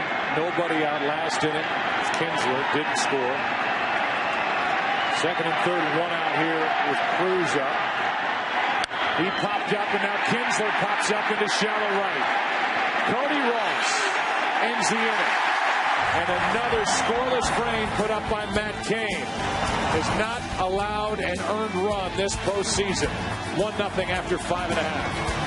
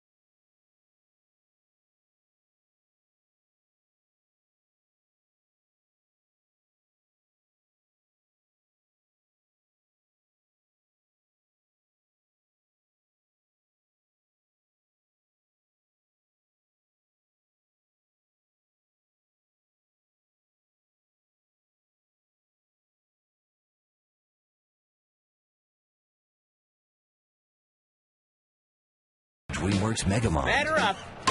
In theaters Friday, November 5th. Rated PG. Our AT&T trivia question. Who holds the record for the most doubles in a single World Series? The answer, Pete Fox, who had 6 doubles as the Detroit Tigers right fielder 76 years ago in the 34 World Series against St. Louis. Man at the plate, Freddie Sanchez, already has 3. That was a World Series won by the Cardinals. Game 7, Dizzy Dean won 11-0. And that was the game in which Ducky Medwig was taken out of the game for his safety. 2 strikes on Freddie Sanchez. Can you imagine that happening today? No, I can't even. We talked last night about how back in 1904, John McGraw, manager of the Giants, refused to play in the World Series because he didn't like the American League president. I don't think that could happen. No. McGraw played in the American League and didn't like Van Johnson and said, no, we're good. We're not going to play in the World Series. And how about the party going on out of McCovey Cove? Leading off the inning, the count's 1 ball, 2 strikes on Freddie Sanchez.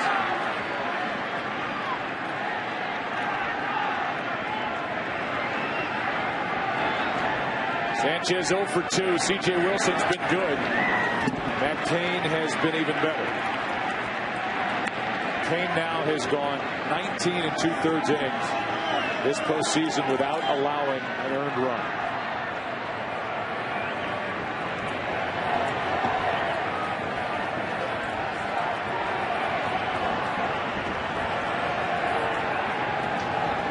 To go back, Carl Hubbell.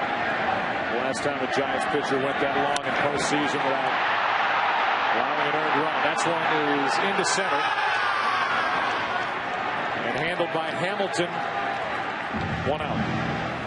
Tonight's Pizza Hut player favorites. Delivered to you by Pizza Hut. Your favorite moments deserve your favorite pizza. C.J. Wilson. There's his Twitter account if you want to follow him. And he wants to be a professional auto racer. And Ken Rosenthal is with us, and he's been tweeting all day, Ken. That's right, Joe. Most pitchers don't talk to the media on the day they start. But C.J. Wilson did use social media today. He tweeted a few times, including once from the team bus. Now, his username, Straight Edge Racer. Straight Edge is for his straight edge lifestyle. No drugs, no alcohol, no promiscuity. Racer is because he aspires to be a professional auto racer. Thank you, Kenny. Player favorites delivered by Pizza Hut. Your favorites delivered. 1 out, nobody on. 1 ball, 1 strike.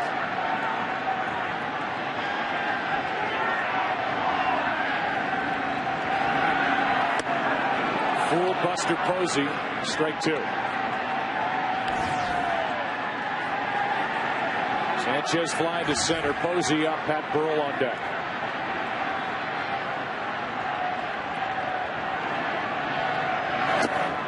Two and 2.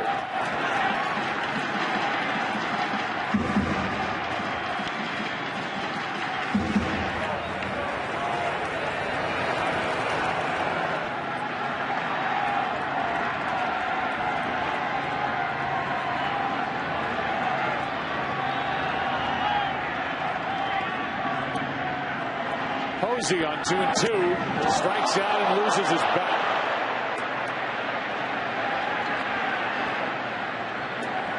Into the seats. And we had this happen last night. Just about the same section. Yeah. It does not appear that anyone is injured. The bat is not, generally speaking, is not as lethal as the ball being hit up in the stands. Everybody appears to be okay. Here's Pat Burrell. That was the 4th strikeout for C.J. Wilson, breaking ball for a strike. Good story on MLB.com today about how Bud Black has been a mentor to C.J. Wilson since C.J. was about 15. And skips in there.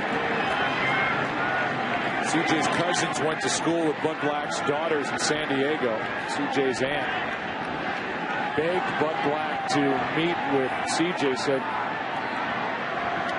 The kid in our family who's left-handed is pretty good. They eventually got together, played catch in the driveway. CJ was about 15, and Bud Black said he knew immediately that he had something. He was different than most. It's fouled backing out of play, strike 2, and Bud Black should know at a 15-year big league career, 121 wins.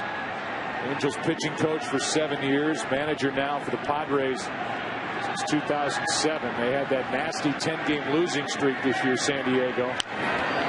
But a fun year for the Padres, and they did it mainly with their pitching staff. Still 1-2 on Burrell. Giants won the division the last day of the season. Had the San Diego Padres won that game, well, they would have played the tiebreaker in San Diego the Monday following the season. Another foul by Burrell. So, you know, Bud Black is watching this start by C.J. Wilson, and the two got together every winter. C.J. was starring in high school, and after his days in high school, grew up in Southern California. Here's a 1-2. Just up and in. 2-2. Rangers in their half of the 7th. As you look at the pitch that just missed, according to home plate umpire Sam Holbrook. With the 6, 7, and 8 hitters. Anybody gets on, most likely a pinch hitter. Young makes the play. A 1-2-3 inning for C.J. Wilson. We go to the 7th, game 2. 1-0 Giants. This beautiful city. A look at the Bay Bridge. Back after this from your local Fox station.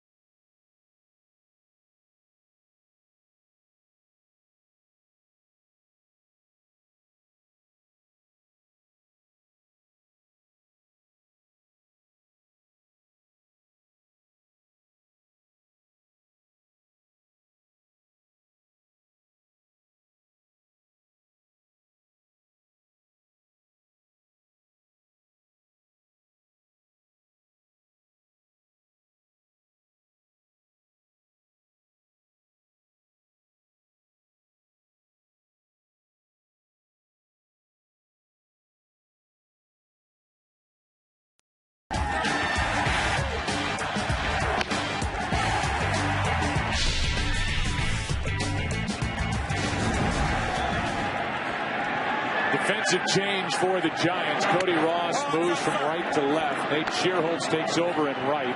Pat Burrell's night is finished. Shearholtz will bat in his number 4 spot in the lineup. Giants add to their defense behind Kane, who's been awesome. 1 ball, 1 strike on David Murphy, who's 0 for 2. Texas missed a scoring chance in the 5th. They had 2 on with 1 out in the 6th. Aaron O'Day gets loose. If any action starts for the Rangers in this inning, they'll have to pinch hit for C.J. Wilson. 1-2, 2-1.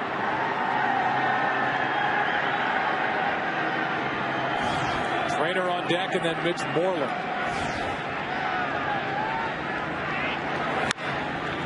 That is down the left field line. Long run for Cody Ross. 1 out. And Murphy is 0 for 3. Our Geico in-game box score for Texas. Only 4 hits. 1 for Young, 1 for Hamilton. Those came back-to-back last inning. Texas didn't do anything with it. And then the leadoff double off the very top of the wall by Kinsler in the 5th. He was stranded. There's Matt Trainer. Fly to center, grounded out to short. Who has a home run in this postseason. Ball 1. About 20 years ago, in the 7th inning, the question was, is the starting pitcher winning? Today, the question is, how many pitches has he thrown? And then, is he winning? If they ask that. Good breaking ball from Kane. 1 ball, 1 strike. And that's the one thing Nolan Ryan has eliminated from the Texas Rangers, and that's why, in my opinion, he is doing it the right way, and more organizations ought to model themselves after Ryan and what he's doing with the Rangers, because he knows what he's doing, and some don't. Here's a fly ball into right center field. Well hit. Shearholtz back on the run. 2 out.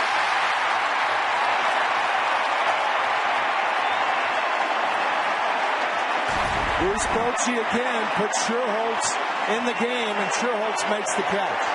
That ball almost got out of the glove. It hit the back edge of it. Left side of the hand. Kind of rolls around in there.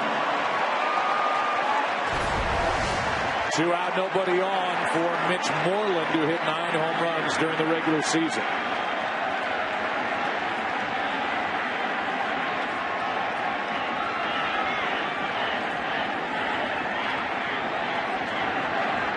A 1-0 game in the 7th. Giants leading this World Series 1-0. Ball 1. Series will shift to Arlington on Saturday night. And they know how to make some noise in Texas. What a scene that was when they clinched the AL pennant. Texas beat the Yankees. That place was shaking. Giants and the Rangers will experience that on Saturday night. 1 ball, 1 strike. 2 out, nobody on. Strike 2 on Moreland.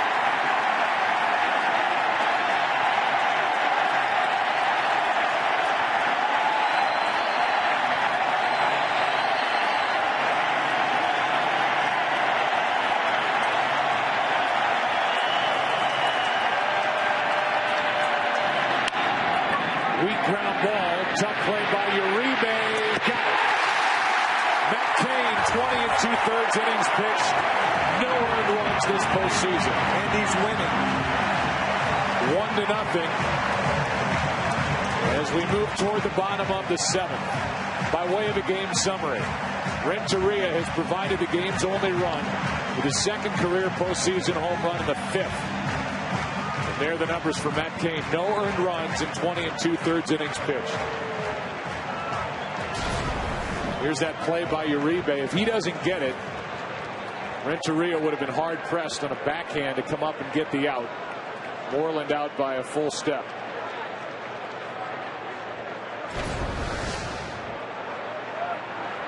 So it's 7th inning stretch time, and now we join public address announcer Rennell Brooks Moon. And remove your caps. Performing God Bless America, representing the U.S. Army Civil Affairs and Psychological Operations Command, combat veteran, Specialist Kristen Day.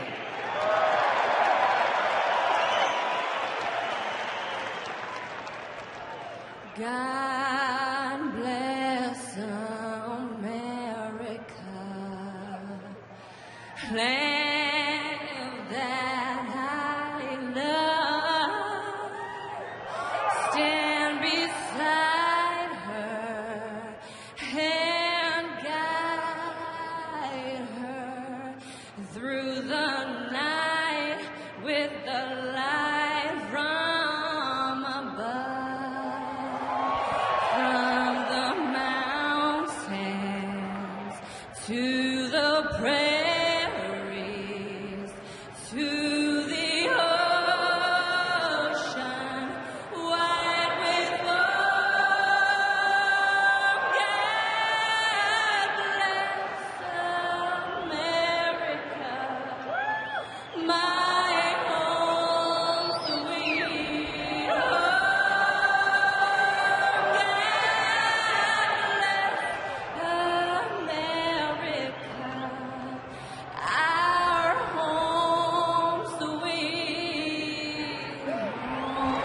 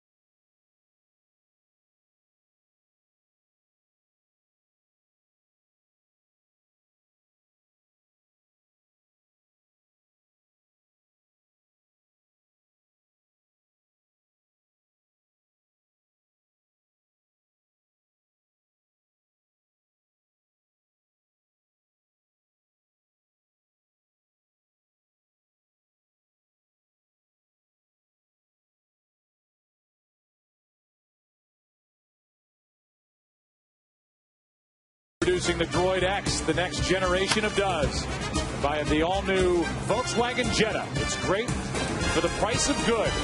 That's Das Auto. Bottom of the 7th inning. And the great one is here, number 99, Wayne Gretzky. Four-time champion. His name's on the cup 4 times. Here's Cody Ross.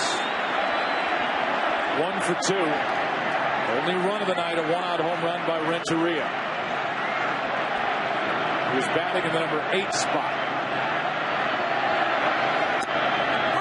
Strike 1.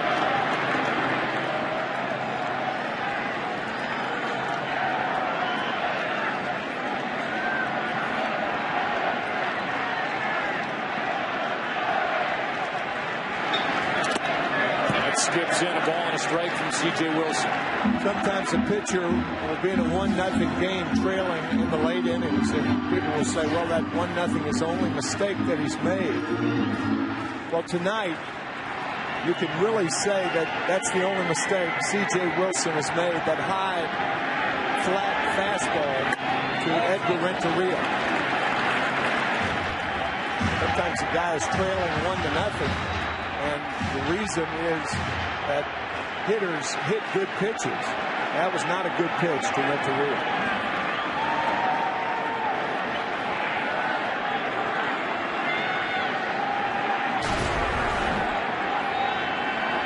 Right up in the letters, inside part of the plate, and you could see the reaction of CJ after that home run, a little delayed reaction. He was miffed.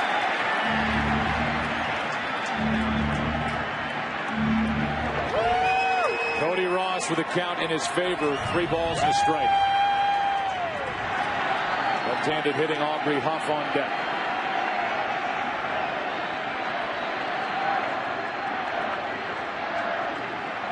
Cody Ross has been lethal against pitches that have been middle in this postseason, and it has not mattered who's been on the mound.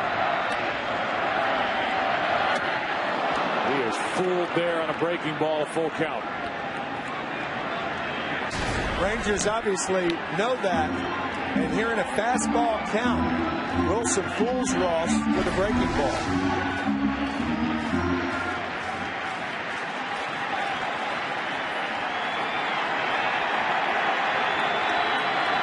Another one. He just got a piece. About the Geico in-game box score for San Francisco. Pitching duel came a day late. 3 hits, that's it. A single, Matt Cain. A double, Cody Ross, the guy who played. The one that's counted so far, the home run by Renteria.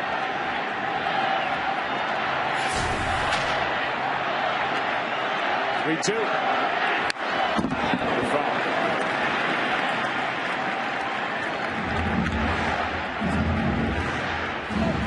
Cliff Lee last night, being undefeated in his postseason career. Last 2 postseasons, 4 2/3, allowed 7 runs on 8 hits. Tonight, duel between Matt Cain and C.J. Wilson. Here's the 3-2. Another foul.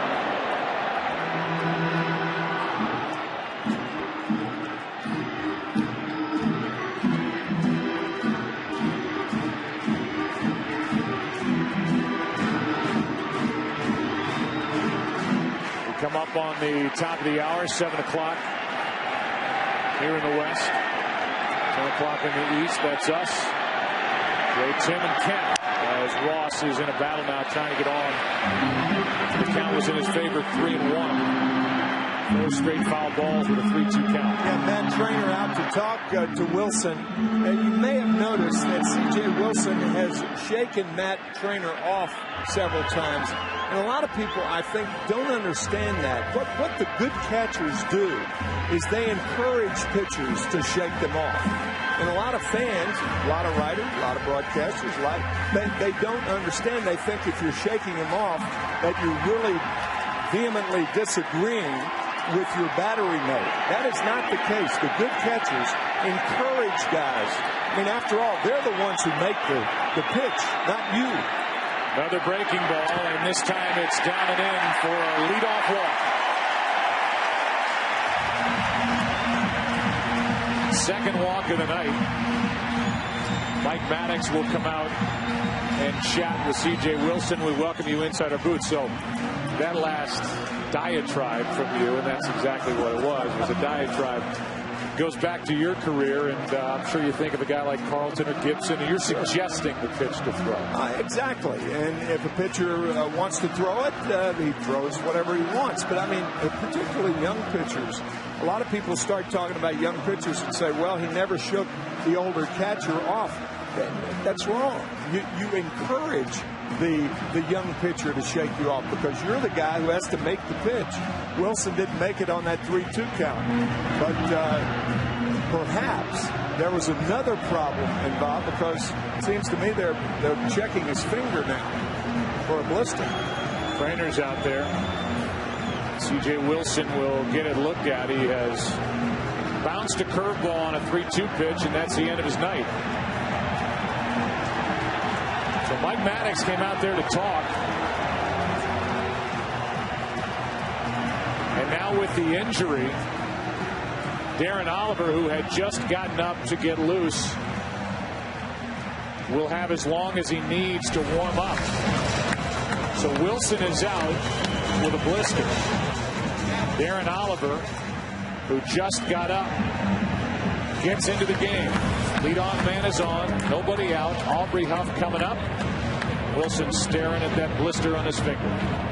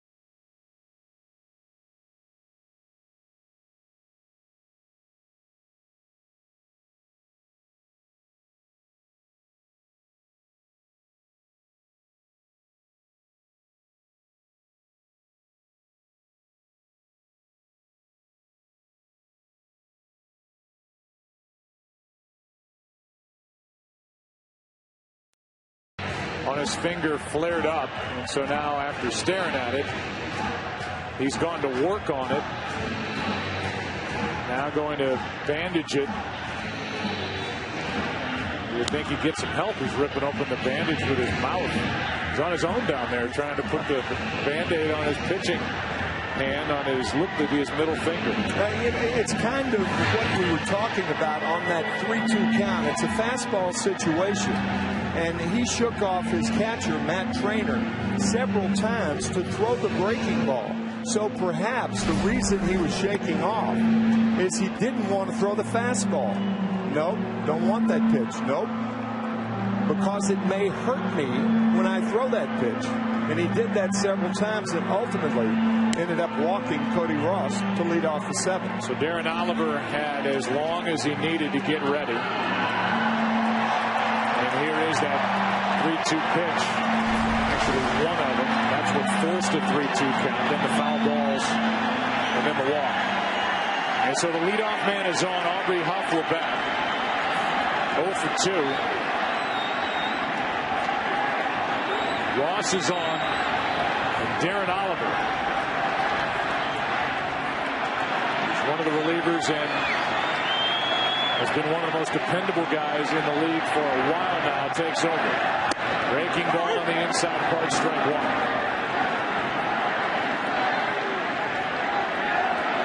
Oliver has bounced around in his career. He has most recently been a real good lefty out of the pen for the Angels.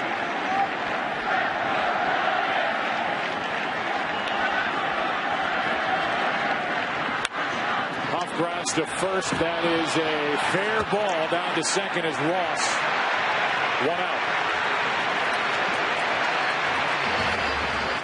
The ball in front of the first base bag is usually called by the home plate umpire. Watch the home plate umpire delay. First base umpire Bill Miller ultimately makes the call, but really the home plate umpire has the best shot and should have made the call.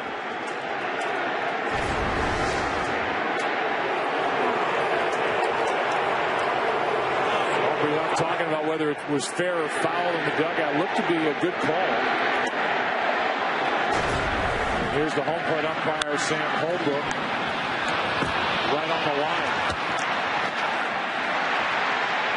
Home plate umpire Sam Holbrook did not make the call, but it appeared to me that it was his call and not Bill Miller at first. Here's Uribe, runner at second, 1 out. And a little flare into right center field. That's a hit. Here comes Ross. The throw by Cruz, not in time. Down to second, Uribe. 2-0 Giants.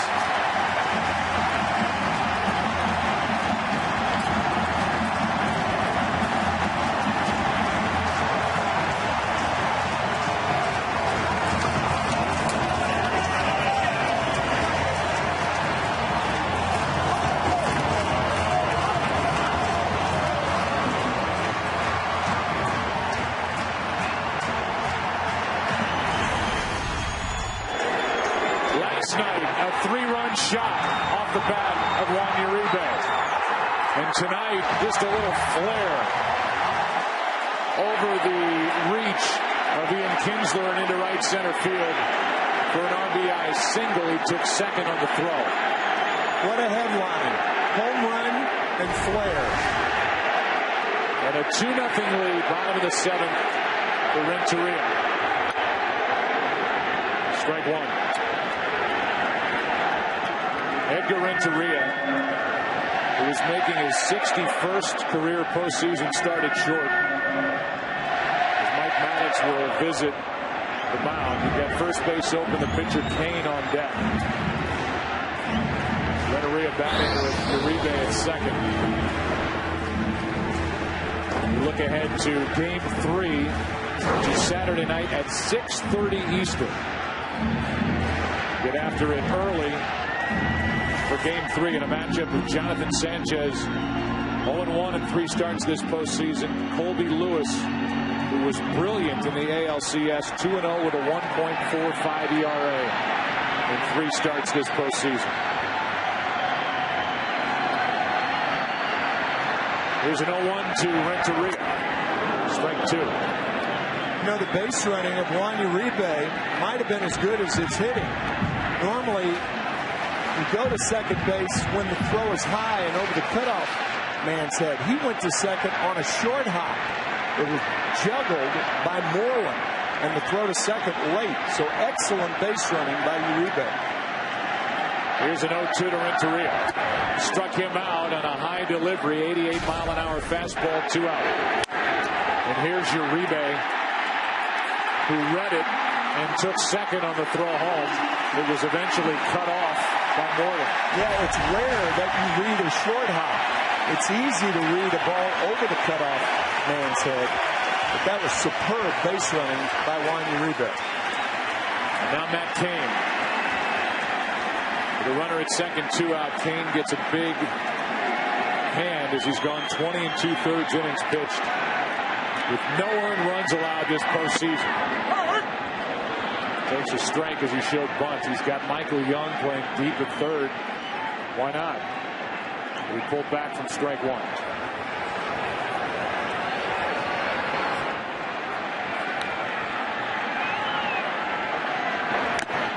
Give a good rip.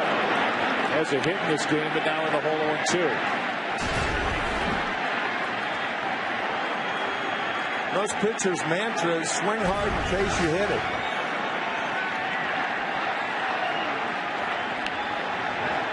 Two the count. Pinch hitter them back to the top of the order for the Rangers in the 8th. It's a ball. C.J. Wilson goes 6+. Allows 2 runs on 3 hits. Walked 2, struck out 4. Not a home run to Renteria.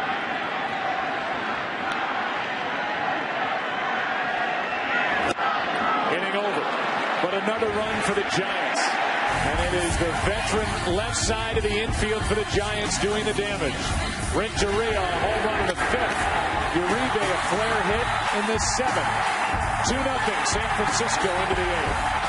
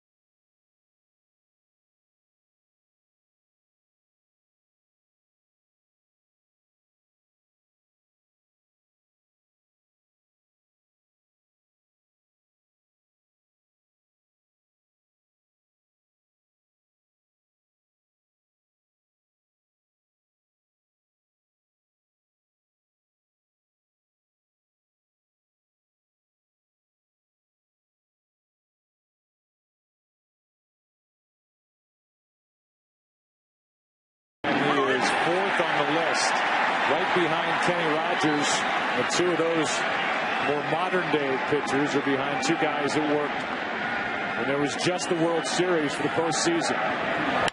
Here is Bourbon grounding one to short, 1 away. What a gem being put together by Matt Cain. Oh, wow. Game 3 of the World Series on Saturday starts at 6:30 Eastern, 3:30 Pacific on Fox. Make sure to log on to MLB.com/Halloween and submit a picture to be considered for a special World Series of Costumes promotion. Winning pictures will be shown during the telecast of the game. Don't miss out this once-in-a-lifetime chance. Crockett and Tubbs. It's us from Miami Vice. Ball 1 outside to Andrus. It's game 3 Saturday night. Sanchez against Colby Lewis. 2-0. Javier Lopez has gone down to the bullpen to warm up for Josh Hamilton, who is 2 hitters away. Here's a 2-0. 3-0.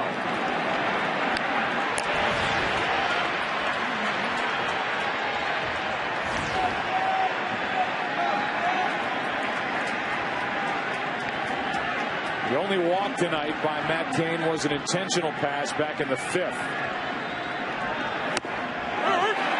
Andrews taking. Might as well take 3 and 1.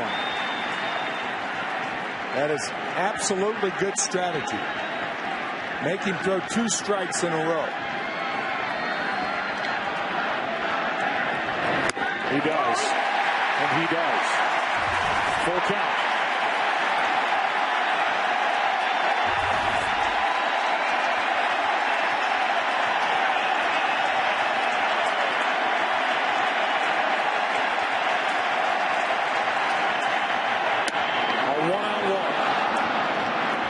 And the tying run will come to the plate.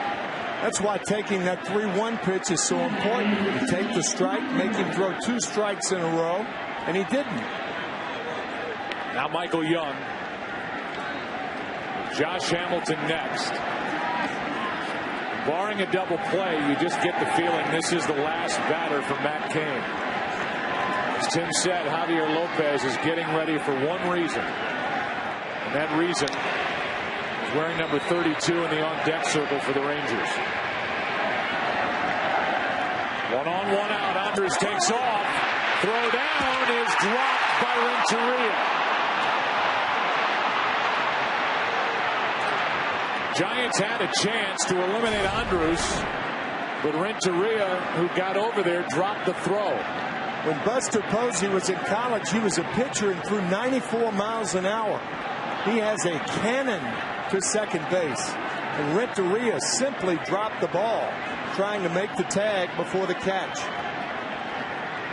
I think he may have taken his eye off the ball and looking at the diving Andrus. It is a steal, and it is the 8th stolen base for Elvis in this postseason. Throw beat him. Renteria missed a chance for a big second out here in the 8th. Young, big rip, strike 2.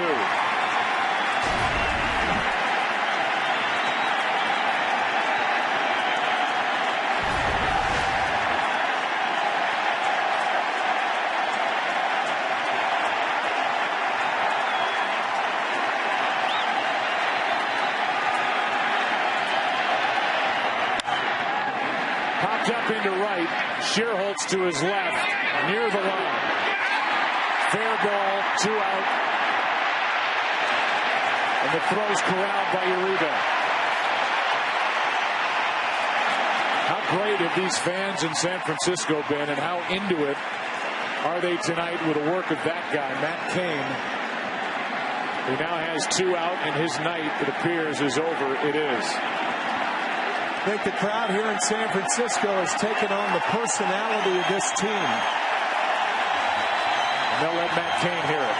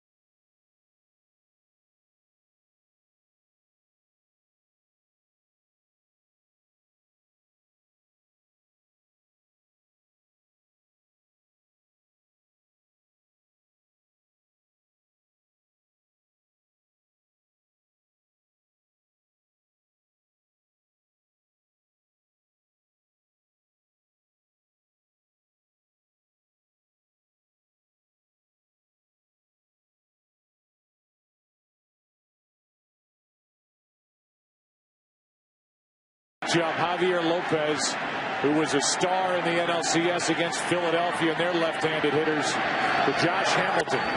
Strike one. Lopez in there for one hitter.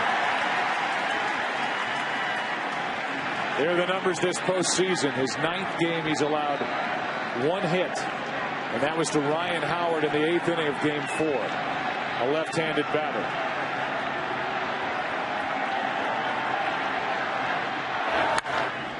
Fly ball into right center. Lopez has done his job. Torres does his. And it's still 2-0 into the bottom of the 8th. Buster Posey is coming up, 3rd for San Francisco in the bottom of the inning. Catch the new comedy from Warner Brothers Pictures, Due Date. You can stay tuned for a sneak peek coming up.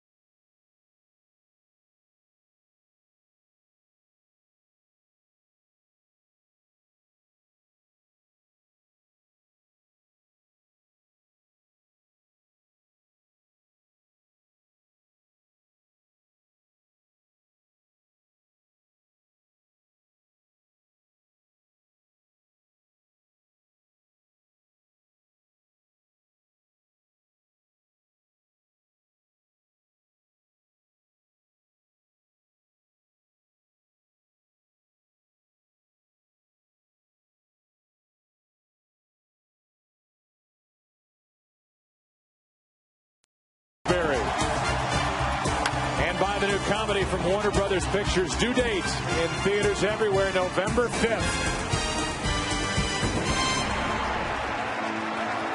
We keep promoting the movie Due Date. A huge fan of Zach Galifianakis, who's one of the stars in that movie, is Brian Wilson, who may find his way onto that mound to save this one for San Francisco before the end of the night as Darren O'Day takes over. We're into the bottom of the 8th. Top of the order for San Francisco, up 2-0. No. Not might find his way. Okay. Will find his way. Well, unless the Giants go off here. Yeah, unless they score 2 or 3 more runs. You always got to hedge your bets in this business.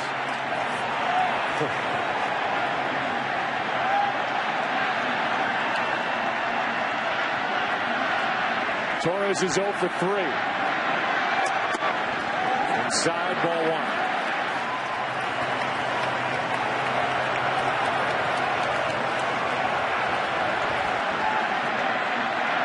Brian Wilson's about to get up and go to work in that bullpen.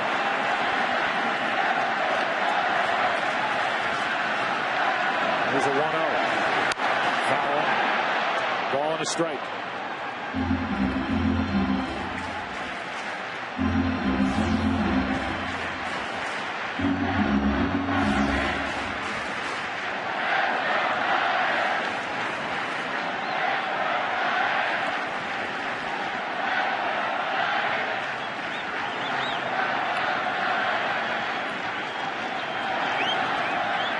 1-1 pitch. 2 balls and a strike. Not too often that you have right-handed hitters coming up. 2 right-handed hitters and a left-hander warming up in the bullpen. I think Ron Washington's thinking that if Torres gets on, he's a threat to run, bring in the left-hander. On the outside corner, 2-2.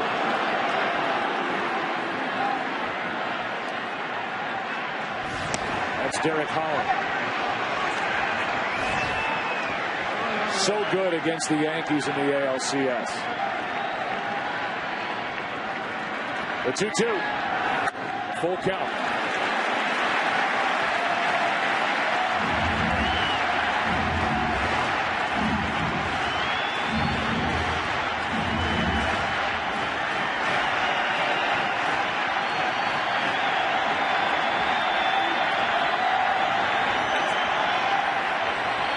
The 3-2 pitch from O'Day, who pitched here last night.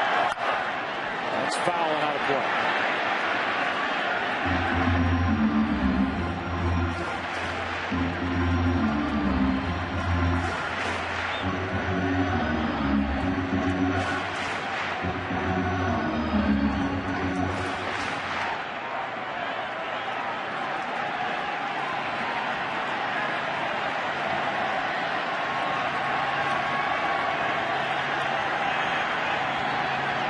Torres trying to reach for the first time tonight. 3-2 pitch from O'Day. Way out in front of that pitch. Balls it behind him. Still a full count. Probably ball 4 as O'Day's fastball is up in the zone, inviting for Torres, however. Torres did pop 16 home runs.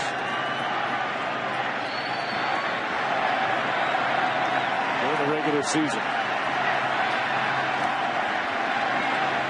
Sanchez and then Posey, the next 2 batters. 3-2 again. They're going to spoil it. 78-mile-an-hour pitch. This would be the 9th pitch of this at-bat coming from O'Day. Yeah, Joe, that was that curveball we were talking about last night that because of the arm angle goes up to hitters. Either parallel to the ground or actually up.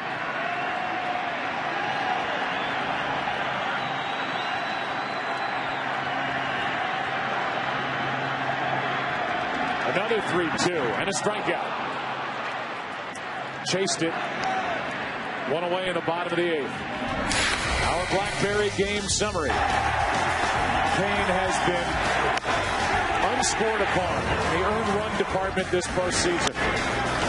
Rangers in the 5th came that close to a lead here in game 2. Kinsler was stranded. Edgar Renteria went deep in the 5th. And then Juan Uribe doubled the lead with a flare hit into right center in the 7th. Lopez got out of the top of this 8th. The breaking ball is in for a strike to Freddie Sanchez. Now Brian Wilson is working in the bullpen with Cruz, Kinsler, and Murphy. The 4, 5, and 6 hitters coming up, starting 2.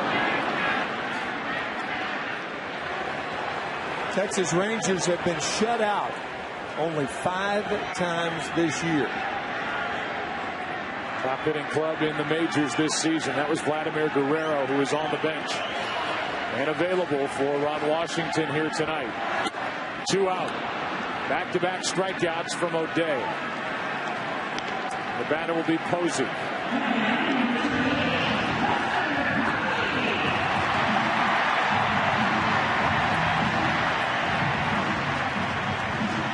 Said it early. It's worth saying again. Buster Posey is the 2nd rookie catcher in World Series history to bat 3rd in a lineup. The other one, Yogi Berra, in 1947.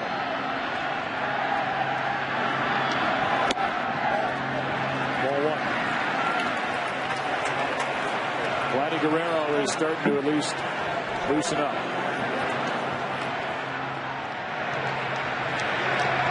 Wilson is certainly loosening up in the bullpen, and there are the hitters he will face. In the 9th, here's a 1-0. Strike one on Posey.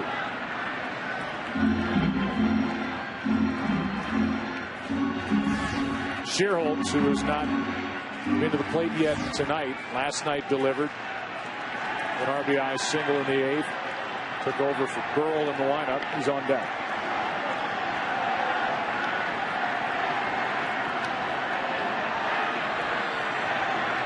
Here's the 1-1 with 2 out. Ball 2.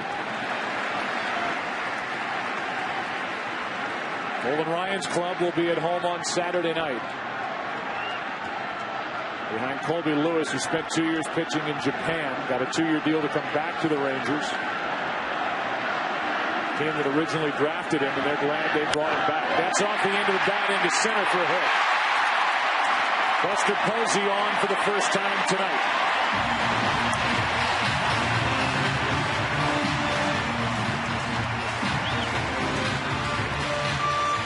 Well, he's got good reach at the plate.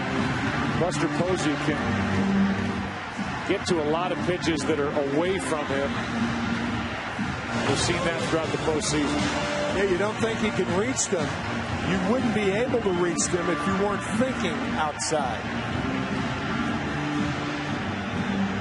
And so Ron Washington will come to the mound, take the ball from O'Day, give it to Derek Holland with Schierholtz coming up.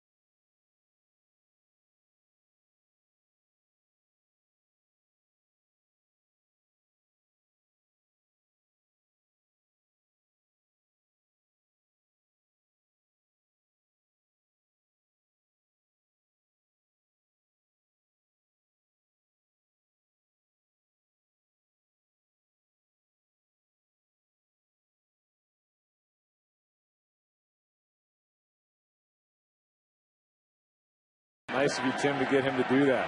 He's got a little talent, doesn't he? Oh, yeah. 16 years old. Are you kidding me? I would never kid you about talent like that. Runner at first, 2 out. And a pitch down and away for ball 1. I have daughters, so I am well aware of Mr. Bieber. 2 out, a runner at first. Nate Schierholtz at the plate, 1 for 1 in the World Series. Derek Holland, who was masterful against the Yankees in the ALCS, misses with ball 2.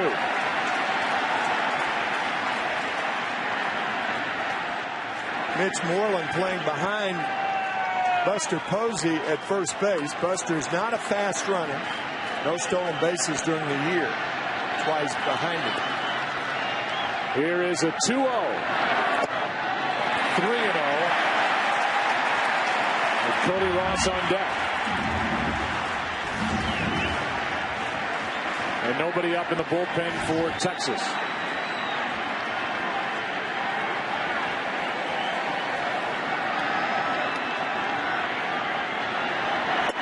4-pitch walk, 2 on, 2 out. And Derek Holland, who's been a reliever and a starter, can handle right-handers, will pitch to Cody Ross.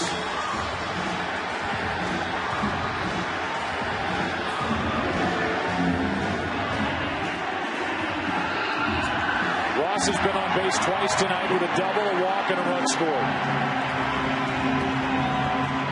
And he could relieve some of the pressure on Brian Wilson in this Giants team with something here in the 8th.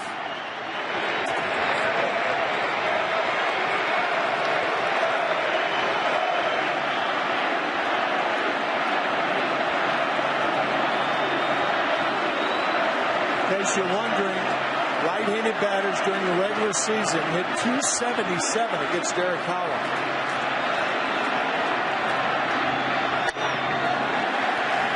Ball 1. But he's the best arm Ron Washington has in this situation. However, that arm has missed with 5 straight since he came out of the bullpen.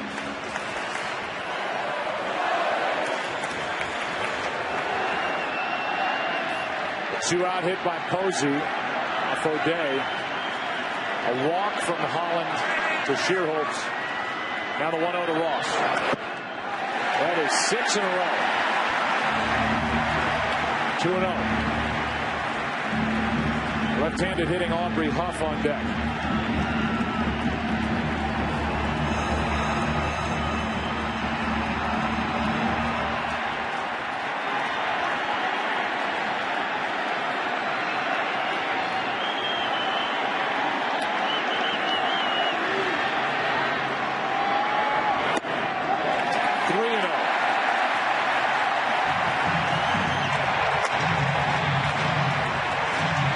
Sergio Romo joins Brian Wilson.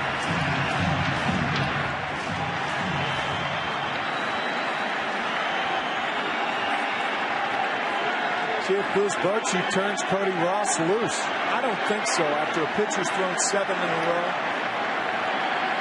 Temptation to swing at a ball out of the strike zone. That is 8 in a row. With a miss from Derek Holland to load the bases for Aubrey Huff.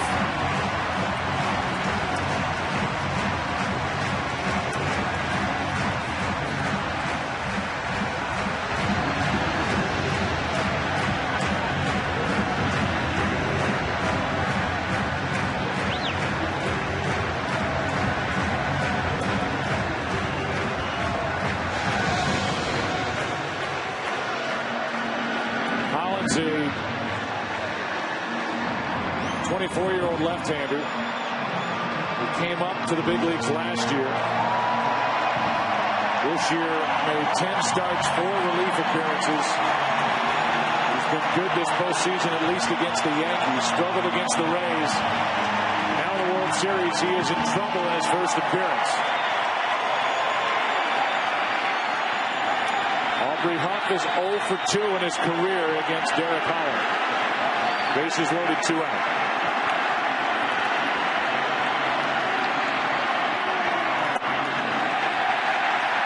Straight have missed.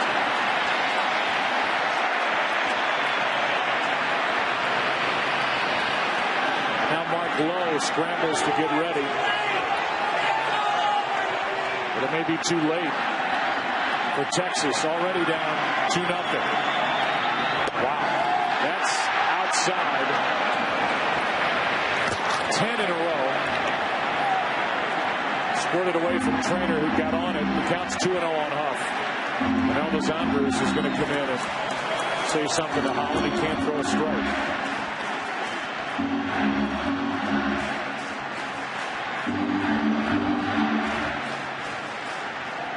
John Daniels, the general manager, on the screen for a moment. As Elvis Andrus, a 22-year-old leader in the making, came in to try and calm down Holland. The 2-0. 3-0.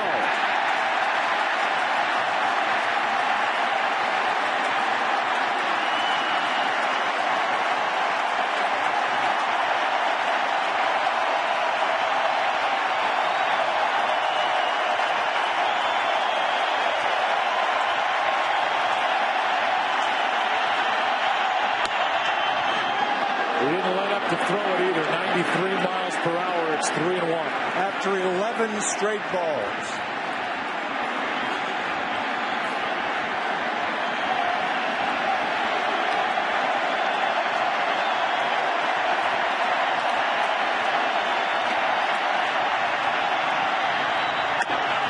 That forces home the third run of the night.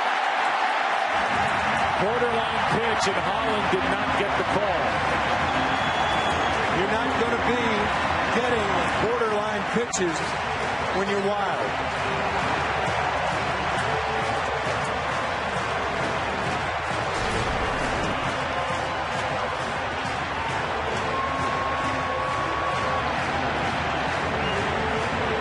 C.J. Wilson wondering where it missed. It missed high, according to the home plate umpire, Sam Holbrook. And now the base is loaded for Uribe. And he will face Mark Lowe. 13 pitches, 12 out of the strike zone, a 3-0 lead as Holland struggles here in the eighth.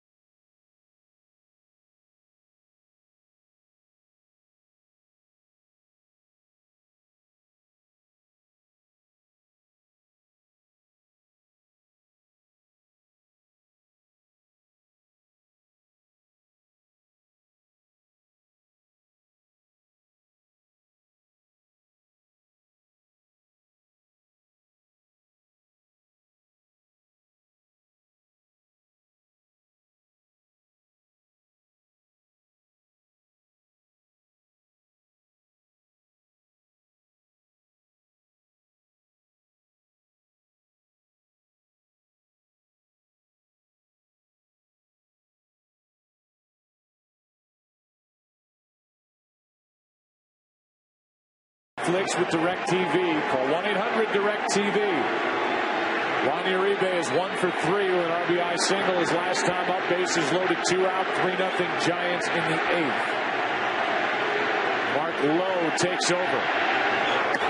Ball 1. That plate is bobbing like McCovey's cold right now for Ranger pitchers. 13 out of 14 balls thrown by Holland and Lowe.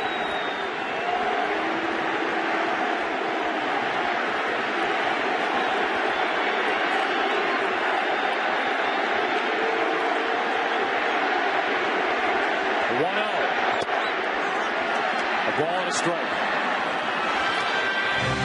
It was an innocent little 2-out hit by Buster Posey. It brought in Derek Holland. He walked 3 straight to force home a run, and he's gone. Will Clark, who has the last grand slam in Giants postseason history in '89, who is at the park, watches Uribe come up empty. Strike 2. 5 grand slams in the career of Juan Uribe. Season 4 out of 7 in this situation, backed up at a ball and 2 strikes.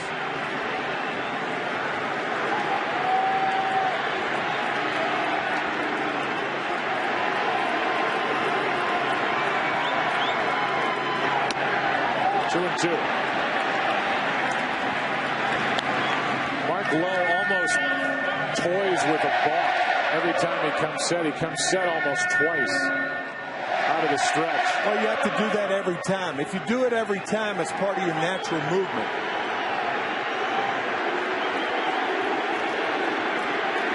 Bases loaded, 2 out. Time called by trainer. If, however, you come set twice and then one time, once into the plate, that's a ball.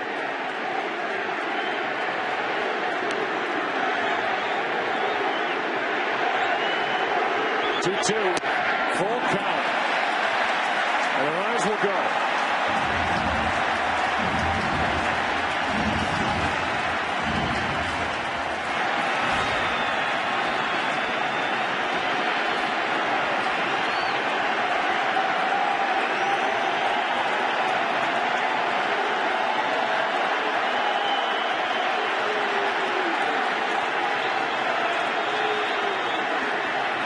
The 3-2. That forces home another. It's 4-0. 4 straight walks.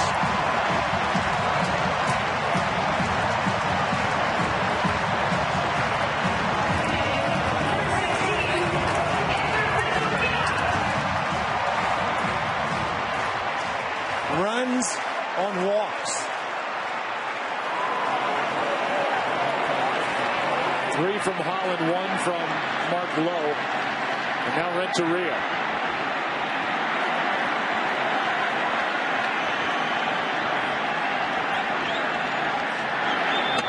Ball 1.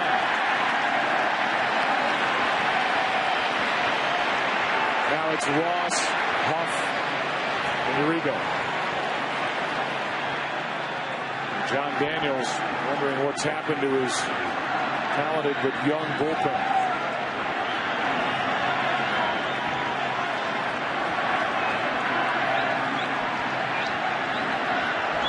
Here comes a 1-0. That's not close. Trainer blocks it 2-0. And now Michael Kirkman gets loose in the bullpen, and Mike Maddox has been busy. It's a helpless feeling, Joe. As you look at Sergio Romo, your comment earlier that if the Giants scored a couple of runs, that someone other than Brian Wilson will be in there. I surmise that that's going to be the case. With the Giants up by 4 and out of save reach for Wilson, we'll see. But more pressing for the Rangers. It is just a helpless feeling for everybody, including the guy on the mound, when you're this wild. It's contagious.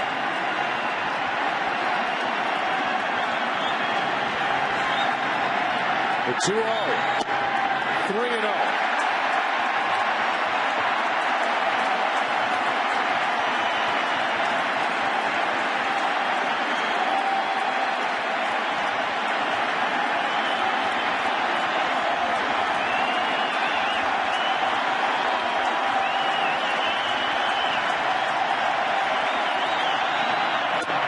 Inside corner, 3-1. Again, consider where this inning started, and that the Rangers have the heart of their order coming up in the 9th inning. These are important runs, scoring for the Giants a chance for more. The rally started on a 2-out single against O'Day in the center. Here comes a 3-1. Full count. A lot easier to hit in a situation like this because you know what's coming. A fastball.